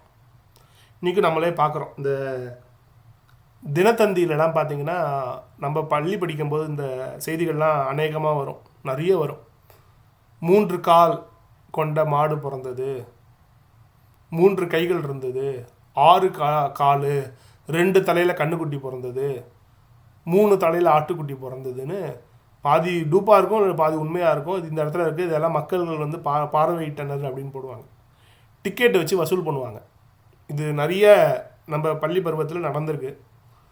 அதிசய விலங்கை பார்வையிட வந்தனர்னு தினத்தந்தியில் பெருசாக நியூஸ் போடுவாங்க. அதை விட்டு இவங்க வசூல் பண்ணுவாங்க. இது ஒரு கல்லில் 2 மாங்காய் அடிக்கிறது. நியூஸில் நம்ம பேர் வந்தாச்சு, காசும் சம்பாதிச்சாச்சுங்கிற மாதிரி நிறைய பேர் ஏமாற்ற வேலையாக பண்ணாங்க. சில பேரோட இந்த டிஃபார்மிட்டின்னு சொல்கிற மாதிரி அவங்கக்கிட்ட இருக்கிற இந்த கால்நடைகளில் இப்படி ஏதோ சில சில குட்டிகள்லாம் வந்தது இல்லைங்கள. இதே மாதிரி சிசுபாலனுக்கு இப்படி ஒரு பிறக்கும் போதே இப்படி அகோரமாக 3 கை 4 கை 3 கண்ணுங்கிற மாதிரி பிறந்தான். 3 கண்ணு 4 கையோடு பிறந்தான் சிசுபாலன். அப்போ ஒரு அசிரீரி கேட்டது, யார் மடியில் இந்த குழந்தைய போடுறியோ அப்போ அந்த கையெல்லாம் மறைஞ்சு போய்டும். ஒருத்தர் மடியில் போடும்போது அந்த ஒருத்தர் கையால் தான் இந்த குழந்தையும் சாகும் பிற்காலத்தில்னு அசிரீரி. இந்த ஒரு கல்லில் 2 மாங்காய் தினத்தந்தி நியூஸ் மாதிரி இப்படி ஒரு குழந்தை பிறந்திருக்கு, எல்லோரும் வந்து பாருங்கள், எல்லோரும் வந்து பாருங்கன்னு நாடு முழுக்க விளம்பரம் பண்ணால் சிசுபாலனோட அம்மா. காரணம் என்னென்னா, இப்படி போட்டால் எல்லோரும் வந்து பார்ப்பாங்க. வந்து பார்க்கும்போது இவங்களை யார் கொன்னான்னு தெரியும், சிசுபாலனை யார் கொல்ல போகிறாங்கன்னு தெரியும். ப்ளஸ் உனக்கு இந்த இப்போ இருக்கிற அந்த விகாரமான தோற்றமும் மறையும். ஒரு கல்லில் 2 மாங்காய் அடிக்க அந்த அம்மா ட்ரை பண்ணாங்க. ஒவ்வொரு ராஜாவாக நாட்டில் இருக்கிற எல்லா ராஜாக்களும் வந்து பார்த்தாங்க. எல்லார் மடியிலையும் அந்த குழந்தைய போட்டு எடுத்தா குழந்தைக்கு எதுவுமே மறையலை. கிருஷ்ணன், எனக்கு தம்பி பிறந்திருக்கான், எங்கள் அத்தைக்கு பையன் பிறந்திருக்கான்னு கிருஷ்ணன் வந்து பார்க்கும்போது, கிருஷ்ணனே சின்ன பையன்தான், கிருஷ்ணன் மடியில் அந்த குழந்தைய கொடுக்கும்போது அந்த குழந்தைக்கு இருந்த கைகளும் கால்களும் மறைஞ்சு போச்சு. எனக்கு ரொம்ப சந்தோஷம், ஆஹா கிருஷ்ணன் வந்ததால் சிசுபாலனுக்கு இந்த கோரமான தோற்றம் போச்சேன்னு. அதுக்கும் மேலே என்ன இன்னொரு வருத்தம்னா, கிருஷ்ணன் கையால், சொந்த மாமா பையன் கையால் இந்த சிசுபாலன் சாகனமானு. உடனே கிருஷ்ணன்கிட்ட முறையிடுறா ஸ்ருதஸ்ரவா, நீ சிசுபாலனை கொல்லக்கூடாதுன்னு சத்தியம் பண்ணி கொடுங்குற. அது எப்படி என்னால் பண்ணி கொடுக்க முடியும்? நீங்கள் சத்தியம் பண்ணி கொடுத்துட்டேன்னா நாளைக்கு அவன் எனக்கு எதிராக செயல்பட்டானா நான் கொல்ல முடியாமல் போயிடும். அதெல்லாம் என்னால் சத்தியம் பண்ண முடியாது, ஏதாவது ஒரு அளவு சொல்லு, இது வரைக்கும் நான் வேணால் பொறுத்துக்கிறேன் அப்படின்னா. அப்போ ஒன்று பண்ணு கிருஷ்ணா, அவனை 100 வாட்டி திட்டுற வரைக்கும் நீ அவனை கொல்லக்கூடாது. அவன் 100 தவறு பண்ணணும், 100 தவறை நீ பொறுத்துக்கோங்க. ஓகே 100 தவறை நான் பொறுத்துட்டேன் போ அப்படிங்கிற. இல்லை நீ நினைக்கிற மாதிரி இன்றைக்கி நாளைக்கு நீ மொத்தமாக கவுண்ட் பண்ணி 100 தவறு எண்ணக்கூடாது. அன்னன்னைக்கு 100 தவறு. ஒரு நாளைக்கு அவன் மேக்ஸிமம் 100 தவறு தான் பண்ணலாம். அன்றைக்கி என்றைக்கு ஒரு அடுத்த நாள் மறுபடியும் அந்த கவுண்டர் ரீசெட் ஆகிடும். அடுத்த நாள்லேருந்து மறுபடியும் 1லேருந்து ஆரம்பிக்கணும், மறுபடியும் 98லேருந்து ஆரம்பிக்கக்கூடாது. ஒவ்வொரு நாள் கோட்டை மொத்தமாக ஒவ்வொரு நாள் முடியும் போது அழிச்சு ஒவ்வொரு நாளும் 100 தப்பு பண்ணால் அவனை அலோவ் பண்ணணும். 100 தப்புக்கு மேலே பண்ணால் நீ அவனை கொண்டுட்டு. ஒரு நாளைக்கு அவன் 100 தப்புக்கு மேலே பண்ணக்கூடாது, உன்னை திட்டக்கூடாது, உன்னை வையக்கூடாது, 100 தவறுகள் பண்ணக்கூடாது உன்கிட்ட அப்படின்னு வரவாங்கலாம். ஒழிஞ்சு போன வரத்தை கொடுத்தார் பகவான். இந்த இடத்துல இந்த குழந்தை வளர்ப்பு, இந்த தீய பழக்கங்களுக்கெல்லாம் நம்ம மக்கள் ஆட்படுறதை பற்றி பெரியவங்க ரொம்ப அழகாக ஒரு கம்பேர் பண்ணி சொல்லுவாங்க. எப்படி வளர்த்தா சிசுபாலனை, சிசுபாலா உன்னை கொல்ல போகிறவன் கிருஷ்ணனை திட்டாத, கிருஷ்ணன் ரொம்ப நல்லவன், கிருஷ்ணனை தயவு செஞ்சு திட்டாத, அவன் ரொம்ப ரொம்ப நல்லவன்னு வளர்த்தான். அதனாலே எவன்டா அவன் இவ்வளோ பெரிய பிரச்சனையாக இருக்கான்னு பிறந்ததுலேருந்தே கிருஷ்ணனுக்கும் சிசுபாலனுக்கும் ஆகாது. சிசுபாலனுக்கு விவரம் தெரிஞ்ச நாட்கள்லேருந்து கிருஷ்ணனை ஒரு மனசில் வந்து ஒரு இனம் புரியாத பகையோடையே பார்த்தான். இப்போ குழந்தைகளுக்கு வந்து நம்ம நல்ல விஷயங்கள் சொல்லும்போது இதை திருடாத, பொய் சொல்லாதன்னு சொல்லக்கூடாது. அது சொன்னால் அது நிச்சயமாக அந்த குழந்தைகள் திருடி பார்த்தா என்ன, பொய் சொன்னால் என்னங்கிற அந்த ஒரு உத்வேகம் இருக்கும், அந்த உந்துதலில் செஞ்சிடும் குழந்தைகள். அதுவே பின்னாடி ஒரு கெட்ட பழக்கமாக வந்துடும். அதனால் பெற்றோர்கள் வந்து எப்படி சொல்லணும்னா, குழந்தைய வந்து பொய் சொல்லாத அப்படின்னு சொல்கிறதுக்கு பதிலாக எப்பவும் சத்தியத்தையே பேசு, எப்பவும் உண்மையாகவே பேசுன்னு சொல்லி அட்வைஸ் பண்ணணும். திருடாதேன்னு சொல்லக்கூடாது. பிறர் பொருளை பற்றி சிந்திக்காத, மற்ற எந்த பொருள் மேலேயும் ஆசை இல்லாமல் இருக்கிறத வச்சு சந்தோஷமாக வாழு, இப்படிங்கிற மாதிரி நல்ல விஷயமா சொல்லணும். மற்றவன்கிட்ட போய் எடுக்காதேங்கிறது சொல்லக்கூடாது. இப்படி எதிர்மறையாகவே சொல்லி வளர்த்தா சிசுபாலன். இதனாலேயே ஒரு எதிர்மறை எண்ணம் கிருஷ்ணனை பற்றி மனசில் வந்தது.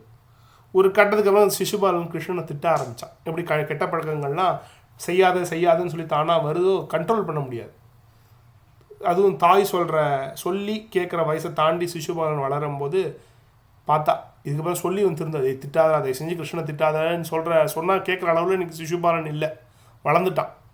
பார்த்தா திட்டு கொஞ்சம் கம்மியாக திட்டு, கெட்ட பழக்கம் இருக்கா வச்சுக்கோ, ஒரு கெட்ட பழக்கம் பண்ணாதேன்னு அப்பா அம்மா திட்டுவாங்க, ஒரு கெட்ட பழக்கம் வந்ததுக்கப்புறம் கொஞ்சம் அளவாக வச்சுக்கோ அப்படிங்கிற அளவுக்கு தான் இன்றைக்கி பெற்றோர்கள் இருக்காங்க. ஏன்னா எதிர்த்து பேச முடியல குழந்தைகளை, இப்படி இவளால் எதிர்த்து பேச முடியல, கொஞ்சம் அளவாக திட்டுப்பா அப்படின்பா.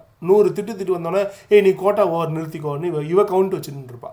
இந்த அம்மா சிசுபாலனோட அம்மா இவ கவுண்ட் வச்சுட்டு இன்றைக்கி நீ திருட்டிட்டா இன்றைக்கி கோட்டா ஓவர் தயவு செஞ்சு வாய மூடு அப்படின்பா. இப்படி இவனுக்கு என்னென்னா அந்த திட்டுறதுல இவ கவுண்ட் வச்சுக்க ஆரம்பித்தான். சிசுபாலனே வெளில போனால் இன்றைக்கி கிருஷ்ணனை எண்ணி திட்டுவான். 100 வாட்டி திட்டான், ஓகே இன்னைக்கு கோட்டா ஓவர், மேற்கொண்டு திட்ட மாட்டேன்னு சத்தமே இல்லாமல் வந்துடுவான். இந்த ஒரு பழக்கமாகவே போச்சு. ஆனால் இப்போ என்ன ஆச்சுன்னா 100 வரைக்கும் திட்டலாங்கிற அந்த ஒரு லிமிட் இருந்ததால் சிசுபாலன் டைமை பார்த்து தான் திட்டினா, ஆனால் திட்டாமல் இருக்க முடியல சிசுபாலனால்.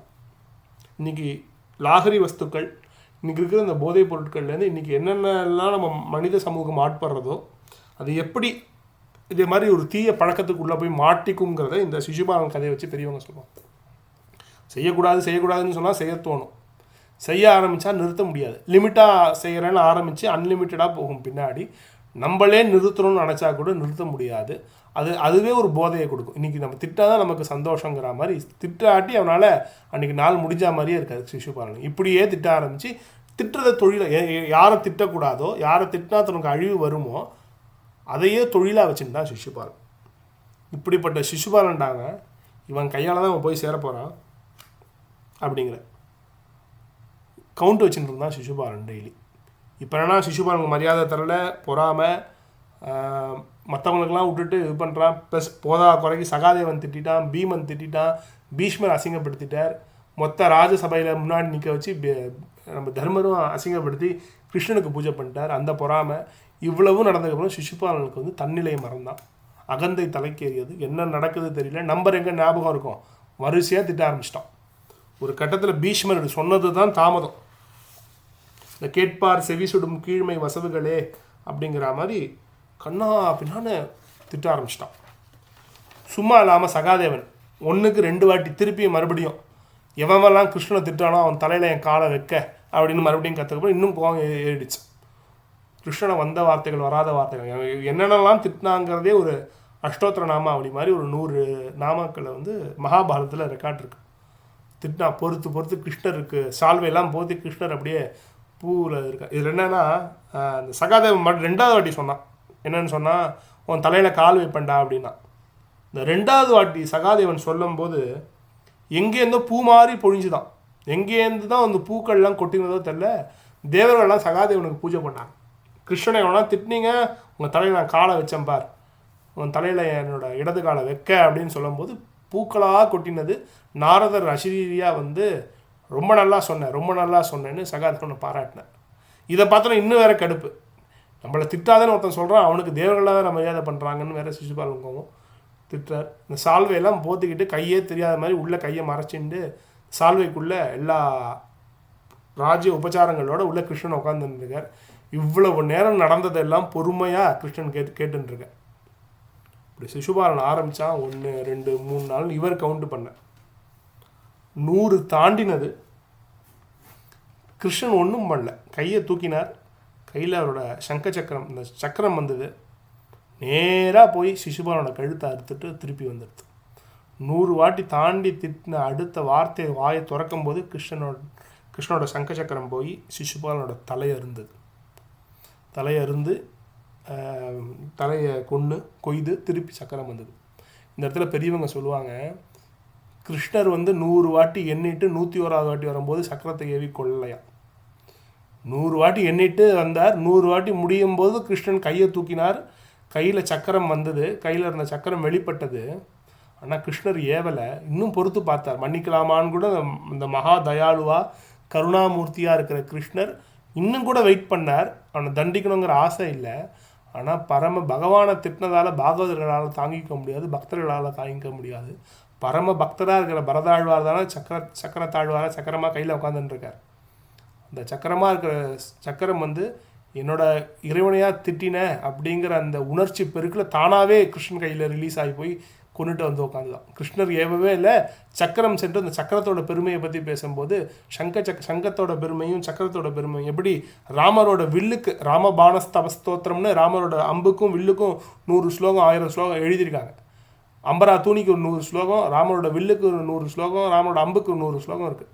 அதே மாதிரி கிருஷ்ணனோட சக்கரத்துக்கு அவ்வளவு உயர்ந்த ஸ்துதிகள்லாம் இருக்குது. அப்படி ஒரு ஸ்துதியில் வந்து இந்த சுதர்சனராக இருக்கிற சக்கரம் அவர் சக்கரத்தாழ்வார் எழுந்து போய் கொண்டுட்டு வந்தார் தானா. கிருஷ்ணர் அனுப்பவே இல்லை, கிருஷ்ணன் கையை மட்டும் தான் தூக்கினார். ஆனால் சிசுபாலனுக்கு மோட்சம் எப்படி கிடச்சிது? என்னென்னா சிசுபாலனோட கழுத்தை அருந்து சிசுபாலன் அங்கே உயிரை விடும்போது எல்லாரும் பார்த்தாங்க. சிசுபாலன்கிட்டேருந்து ஒரு ஜோதி கிளம்பி கிருஷ்ணனோட பாதத்தில் வந்து சேர்ந்ததுன்னு எல்லாரும் பார்த்தாங்க. நம்ம அன்றைக்கே சொன்னோம், இந்த ஜெய விஜயர்கள்னு இருந்தாங்க. அவங்க பகவானை நிந்திக்க வந்த சாதுக்களை வந்து பகவானை வைகுண்டத்தில் பார்க்க விடாமல் தடுக்க அவங்களுக்கு சாபம் கிடைக்கிறது. எவ்வளவோ ஜென்மங்கள் பக்தர்களாக இருந்து பூமியிலேருந்து கஷ்டப்பட்டு வரணும், இல்லாட்டி 4 ஜென்மாக்கள் எதிரிகளாக இருந்து வரணும்னு வந்தது. இப்படி இந்த 3 ஜென்மாக்களில் ஹிரண்யகசிபு ஹிரண்யாக்ஷனா, 2வது ஜென்மாவில் கும்பகர்ண ராவணனா, கடைசி ஜென்மம் 3வது ஜென்மத்தில் சிசுபாலன் தந்தவக்ரனா அவர்கள் வந்தார்கள் அப்படின்னு. இதில் வந்த ஜெய விஜயர்களில் ஒருத்தராக இருக்கிற சிசுபாலனோட உயிர் பிரிஞ்சது. இப்படி அவனுக்கு மோட்சம் கிடச்சிது. பூத்தனைக்கும் மோட்சம், தன்னை கொல்ல வந்த பூத்தனைக்கும் மோட்சம், தன்னை திட்டின சிசுபாலனுக்கும் மோட்சம், அவனை நம்பினவனுக்கும் மோட்சம், நம்பாதவர்களுக்கும் மோட்சம். அப்போ சுவாமியை யார் திட்டினாலும் அவருக்கு மோட்சம் கொடுத்துருவார்னா கிடையாது. இவன் விதிக்கப்பட்டிருக்கான், இவர் திட்டணும் அப்படிங்கிறதுக்காகவே பிறப்பெடுத்தான், அதனால மோட்சம். அதுக்காக இங்கே தீகா குரூப்பு இங்கே கண்டதை பேசிகிட்டு இருக்காங்க. அவங்களுக்குலாம் மோட்சம்னா நிச்சயமாக மோட்சமே கிடைக்காது. சுவாமி திட்டம் எனக்கும் மோட்சம் வேணும், நிச்சயமாக மோட்சம்லாம் கிடைக்காது. இப்படி ஒரு உயர்ந்த நிலையக்க சிசுபாலனுக்கு மோட்சத்தை கொடுத்து மறுபடியும் ஜெய விஜயா இல்லை ஜெயா இவனை சேர்த்துட்டார். இப்படி சிசுபாலனுக்கு மோட்சம் கிடைச்சிது. ஆஹா, ராஜசூய யாகம் தடைப்பட்டதே, இப்படி கொலை நடந்ததுன்னு யுதிஷ்டிரன் ரொம்ப உருண்டு புரண்டுறான். இதெல்லாம் அடுத்த வாரம் கொஞ்சம் பார்க்கலாம் நேரம் இருந்ததுன்னா. அவனை யுதிஷ்டிரன் சமாதானப்படுத்தி, இது ஒன்றும் இல்லை, இது சாதாரண ஒரு மோட்சம் தான் ஆயிருக்கேங்க, இது பெருசான விஷயமா நீ இதை இது பண்ண தேவையில்லை, அக்ர பூஜை நடந்து முடிஞ்சாச்சு, நீ போய் அவபிரத ஸ்நானம் பண்ணணும்னு உனக்கு அவபிரத ஸ்நானம் பண்ணி வச்சாங்க. அவபிரத ஸ்நானம்ங்கிறது நம்ம பண்பாட்டில் எப்படி இந்த தாடி வளர்க்குறது, இந்த வேண்டிட்டு நம்ம வளர்க்குறது தீட்சை எப்படி ரொம்ப பெரிய ஒரு சடங்கோ, அதே மாதிரி இந்த அவபிரத ஸ்நானமும் ரொம்ப முக்கியமான விஷயம். அது இந்த குழந்தை பிறக்கும்போது அவபிரத ஸ்நானம் பண்ணணும்னு இருக்கு. அந்த அவபிரத ஸ்நானம் எல்லா நேரத்துலையும் இது பண்ண முடியாது. அது எப்படி அவபிரதம் பண்ணணும்னா, அந்த முழுசாக தண்ணியில் முங்கி எழுந்திக்கிறது தான் அந்த அவபிரதம். ஒரு முங்கு ஃபுல்லாக முங்கணும், ஒரே நேரத்தில் மொத்த உடம்புலையும் தண்ணிக்குள்ளே போகணும். இதுதான் அதுக்கு என்ன பண்ணுவாங்கன்னா அவபிரத ஸ்நானம். இன்றைக்கி கூட சில கிராமங்களில் பார்க்கலாம், காவேரி இருக்கும், குழந்தை பிறந்துருச்சு, இத்தனை நாள் கழித்து ஸ்நானம் பண்ணணும், அந்த அவபிரத ஸ்நானம் பண்ணணுங்கும் போது குழந்தை பிறந்துருச்சுங்க செய்தியை கேட்டோம், நேராக அந்த காவேரி கரைக்கு போய் நின்று அங்கேருந்து ஜம்ப் அடித்து காவேரிக்குள்ள உள்ளே குதிப்பாங்க. குதித்த வேகத்தில் முழுசாக அவங்க உள்ளே போயிட்டு வெளில வருவாங்கல்ல, அதான் அவபிரத ஸ்நானம். அப்படிலாம் அந்த அவபிரத ஸ்நானத்தை கொண்டாடி பண்ணியிருக்காங்க. ஏன்னா அது ஒரு பெரிய ஒரு நல்ல விஷயம் நடந்ததுக்கப்புறம் பண்ண வேண்டிய ஸ்நானம் இந்த அவபிரத ஸ்நானம். அப்படி அவபிரத ஸ்நானம் பண்ணார் தர்மர். நல்லபடியாக ராஜசூய யாகம் முடிஞ்சது. அப்படிங்கிற கட்டத்தில் இந்த இதில் நிறுத்துவோம். இப்படி சிசுபாலனுக்கு மோட்சம், தர்மராஜனோட மனசில் நினச்ச ராஜசூய யாகம் நடந்தது. கிருஷ்ணனுக்கு ரொம்ப சந்தோஷம். ராஜாதி ராஜன் எங்கள் தர்மராஜா அப்படின்னு அத்தைக்கிட்ட போய், அத்தை பாத்தியா உன் பையன் இன்றைக்கி ராஜா, குந்திக்கிட்ட போய் கிருஷ்ணன் பெருமை பேசுகிறான். இன்றைக்கி உன் பையன் என்ன அந்த ஈன்ற பொழுதில் பெரிதுவக்கும் தன் மகனை சான்றோன்னு என கேட்ட தாய்ங்கிற மாதிரி அம்மா கிட்ட போய் சொல்கிறார், குந்தி கிட்ட அத்தைக்கிட்ட போய் சொல்கிறார், உன் பையன் இன்றைக்கி பெரிய ராஜான்னு ஊர் ஒத்துண்டான் அப்படிங்க. ரொம்ப சந்தோஷம் குந்தி, இதோட எனக்கு என்ன பெருமை வேணும், அது உன் வாயில் நீ சொல்கிற பாருன்னு குந்தி கண்ணில் தாரதாரையாக தண்ணீர் கிருஷ்ணனை கட்டி கிருஷ்ணனுக்கு ஆசீர்வாதம் பண்ணுறா. அடுத்து நான் கிளம்புறேன், நான் துவாரகைக்கு போகணுன்னு கிருஷ்ணன் கிளம்பி போகிறான். துவாரகைக்கு போகிற வழியில் இது பாகவதத்தில் வருது, தந்தவக்ரன் கிருஷ்ணரை அட்டாக் பண்ணுறார். கிருஷ்ணன் தந்தவக்ரன் அழித்து ஒரு கதா யுத்தத்தில் இந்த தந்தவக்ரன் அவன் வந்து உதுண்டான். தந்தவக்ரன் வந்து ராஜசூய யாகத்தில் கலந்துக்கலையே தவிர திக்விஜயத்தை தந்தவக்ரன் தோத்துண்டு நான் அவன் கப்பம் காட்டுறேன்னு ஒத்துண்டு. ஆனால் சண்டைக்கு வரல, ஏன்னா ஜராசந்தனை கொண்டுட்டார். சிசுபாலன் திட்டினா, ஜராசந்தனெலாம் திட்டுத்தனமாக கொண்டுட்டேன்னு. சிசுபாலன் என்ன கட்சியோ அதே மாதிரி தான் சிசுபாலன், ஷால்வன், பவுண்டர வாசுதேவன், இந்த தந்தவக்ரன்னா ஒரு கோஷ்டி. எங்கள் ஜராசந்தன் கம்சன்லாம் நீ கொண்டுட்டியே, சிசுபாலன் வேற கொண்டுட்டியேங்கிற கோபம் வேற வர வழியில் தாக்குறார் கிருஷ்ணனை. 2 பேரும் கதாயுத்தம் நடந்து தந்தவக்ரனையும் கொள்கிறார் பகவான். இப்படி தந்தவக்ரன் தான் அந்த ஜெய விஜயாவில் இருக்கிற இன்னொருத்தன். அவன் தான் கும்பகர்ணனாகவும் அந்த ஹிரண்யாக்ஷ வந்தவர்கள் தான் ராவண கும்பகர்ணர்கள். ஹிரண்யாக்ஷ வந்தவர்கள் தான் இந்த சிசுபாலனும் தந்தவக்ரனும். இவங்க 2 பேருக்கும் மோட்சம் கிடச்சி போச்சு அப்படிங்கிற ஒரு உன்னத விஷயத்தையும், ராஜசூய யாகம் நிம்மதியாக நடந்து மறுபடியும் கிருஷ்ணர் துவாரகைக்கு உள்ளே வந்து துவாரகாதீசனாக துவாரகையை ஆட்சி செய்து வந்தார். துவாரகையை பார்த்துன்னு மக்களை நல்லா பார்த்துன்னு வந்தார். இங்கே நல்லபடியாக ராஜசூய யாகத்தை தர்மர் முடித்தார். எல்லாம் முடிஞ்சது, ஊரே காலி பண்ணியாச்சு, எல்லா ராஜாக்களும் கிளம்பியாச்சு, கிருஷ்ணனே கிளம்பிட்டான். கிளம்பாமல் இருந்த 2 பேர் யாருன்னா துரியோதனனும் சகுனியும். நல்ல விஷயத்துக்காக தான் கிளம்பல துரியோதனன். இந்த கல்யாணத்திலே பார்த்தீங்கன்னா நம்ம நெருங்கிய சொந்தங்கள் வரும். கல்யாண அவசரத்தில் ஒழுங்காகவே நம்மளால் பேசக்கூட முடியல, அவனை ஒழுங்காக கூட கவனிச்சிக்க முடியல. கொஞ்சம் கல்யாணம் முடியுமோ உடனே கிளம்பிடா, இருந்து கொஞ்ச நாள் தங்கிட்டு போ அப்படின்னு வரும். கல்யாணம் முடிஞ்சதுக்கப்புறமும் ஒரு 2-3 உறவுகள்லாம் அதுக்கப்புறம் ஒரு வாரம் டேரா போட்டுட்டு தான் கிளம்புவாங்க. நிறைய குடும்பங்கள் இன்றைக்கும் பார்க்கலாம், அன்பு பிணைந்த குடும்பங்களில். இப்படி ப்ளஸ் துரியோதனன் கிட்ட தான் மொய் பணத்துலேருந்து எல்லாமே இருக்குது. வந்த காசு, வராத காசு, செலவு பண்ண காசு, தானம் பண்ண எல்லாம் இருக்குது. கணக்கு வேறு சமர்ப்பிக்கணும் துரியோதனன். அதுக்காக துரியோதனன் தங்கி இருக்கான் அதே மாளிகையில். இப்படி ராஜசூய யாகம் நல்லபடியாக முடிஞ்சது. ஒவ்வொரு மன்னர்களும் மனநிறைவோட, மன்னர் மக்கள் உயர்ந்த பெரியோர்கள் எல்லாரும் மனநிறைவோட, எல்லாரோட மனமும் நிறைந்து இந்த ராஜசூய யாகம் நடந்தது. இந்த ராஜசூய யாக கட்டத்தை மகாபாரதத்தில் கேட்குற ஒவ்வொருத்தருக்கும் தர்ம சிந்தனை அதிகமாகும், தர்மத்தில் நாட்டம் கூடும். இந்த யஜ்ஞ யாகாதி கிரியைகள் நமக்கு கொடுக்கப்பட்ட விகித கர்மாக்கள், அது மேலே ஸ்ரத்தை கூடும் அப்படிங்கிறதுலாம் இதுக்கு பலஸ்ருதியாக பெரியவங்கள்லாம் சொல்லியிருக்காங்க. அதனால் இந்த ராஜசூய யாகம் கேட்டவங்க எல்லாருக்கும் இந்த சனாதன தர்மத்திலையும் நம்ம ஹிந்து மதத்துலேயும் நம்ம தர்மத்திலையும் நமக்கு விதிக்கப்பட்ட கடமைகள்லையும் ஸ்ரத்தை கூடணும், அதில் விருப்பம் கூடணும். அதை விருப்பத்தோடு ஒவ்வொருத்தரும் உரிய காலத்தில் உரிய நேரத்தில் தவறாது தங்களுக்கு விதிக்கப்பட்ட கடமைகளை ஒவ்வொருத்தரும் பண்ணணும் அப்படின்னு பிரார்த்தனை பண்ணி, அதற்கு எல்லாம் அல்ல குரு கிருபையும் ஈஸ்வர கிருபையும் அமைய வேண்டும் என்ற பிரார்த்தனையை வைத்துக்கொண்டு இந்த வாரம் மகாபாரதம் காட்டும் மாண்புகளை இந்த அளவில் நிறைவு பண்ணிக்கலாம். மேற்கொண்டு அடுத்த வாரம் திரௌபதி சரணாகதி சொல்லணும்னு ஆசை. சுவாமி எவ்வளோ கிருபை பண்ணுறாருன்னு அடுத்த வாரம் பார்க்கலாம்.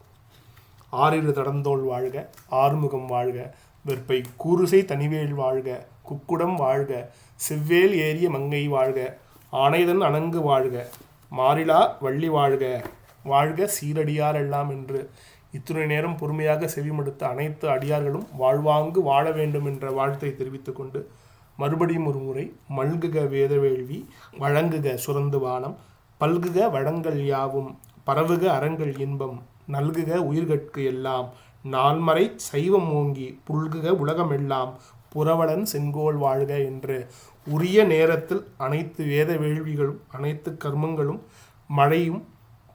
மழை சார்ந்து வரும் வளங்களும் நாடு சுபிக்ஷமாக இருக்க வேண்டும் என்ற பிரார்த்தனையை வைத்துக்கொண்டு புரவலன் செங்கோல் வாழ்க, இந்த நாட்டை ஆட்சி செய்கின்ற, இந்த பாரதத்தை ஆட்சி செய்கின்ற பாரத தேசத்திற்கு இன்றைக்கு நமக்கு கிடைத்த மிக பெரும் கொடையாக இருக்கிற ஆட்சியாளர்கள், பாரதத்தை ஆண்டு வருகின்ற சனாதன தர்ம பாதுகாவலாக இருப்பவர்கள் மேற்கொண்டு வெற்றியும் வீரமும் கொண்டு இந்த தர்மத்தை நிலைநாட்ட வேண்டும் என்ற பிரார்த்தனையை வைத்துக்கொண்டு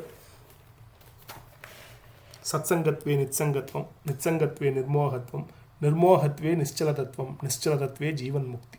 எப்படி சிசுபாலனுக்கு முக்தி கிடைத்ததோ நம்ம ஒவ்வொருவருக்கும் உரிய நேரத்தில் உரிய காலத்தில் இந்த பிறப்பு இறப்பு பந்தங்களிலிருந்து விடுபட்டு முக்தி என்னும் மோட்ச சாயுஜ்யம் நமது ஒரே குறிக்கோள். அதை நோக்கி ஒவ்வொரு சனாதன தர்மிகளுக்கும் இது கிடைக்கட்டும்.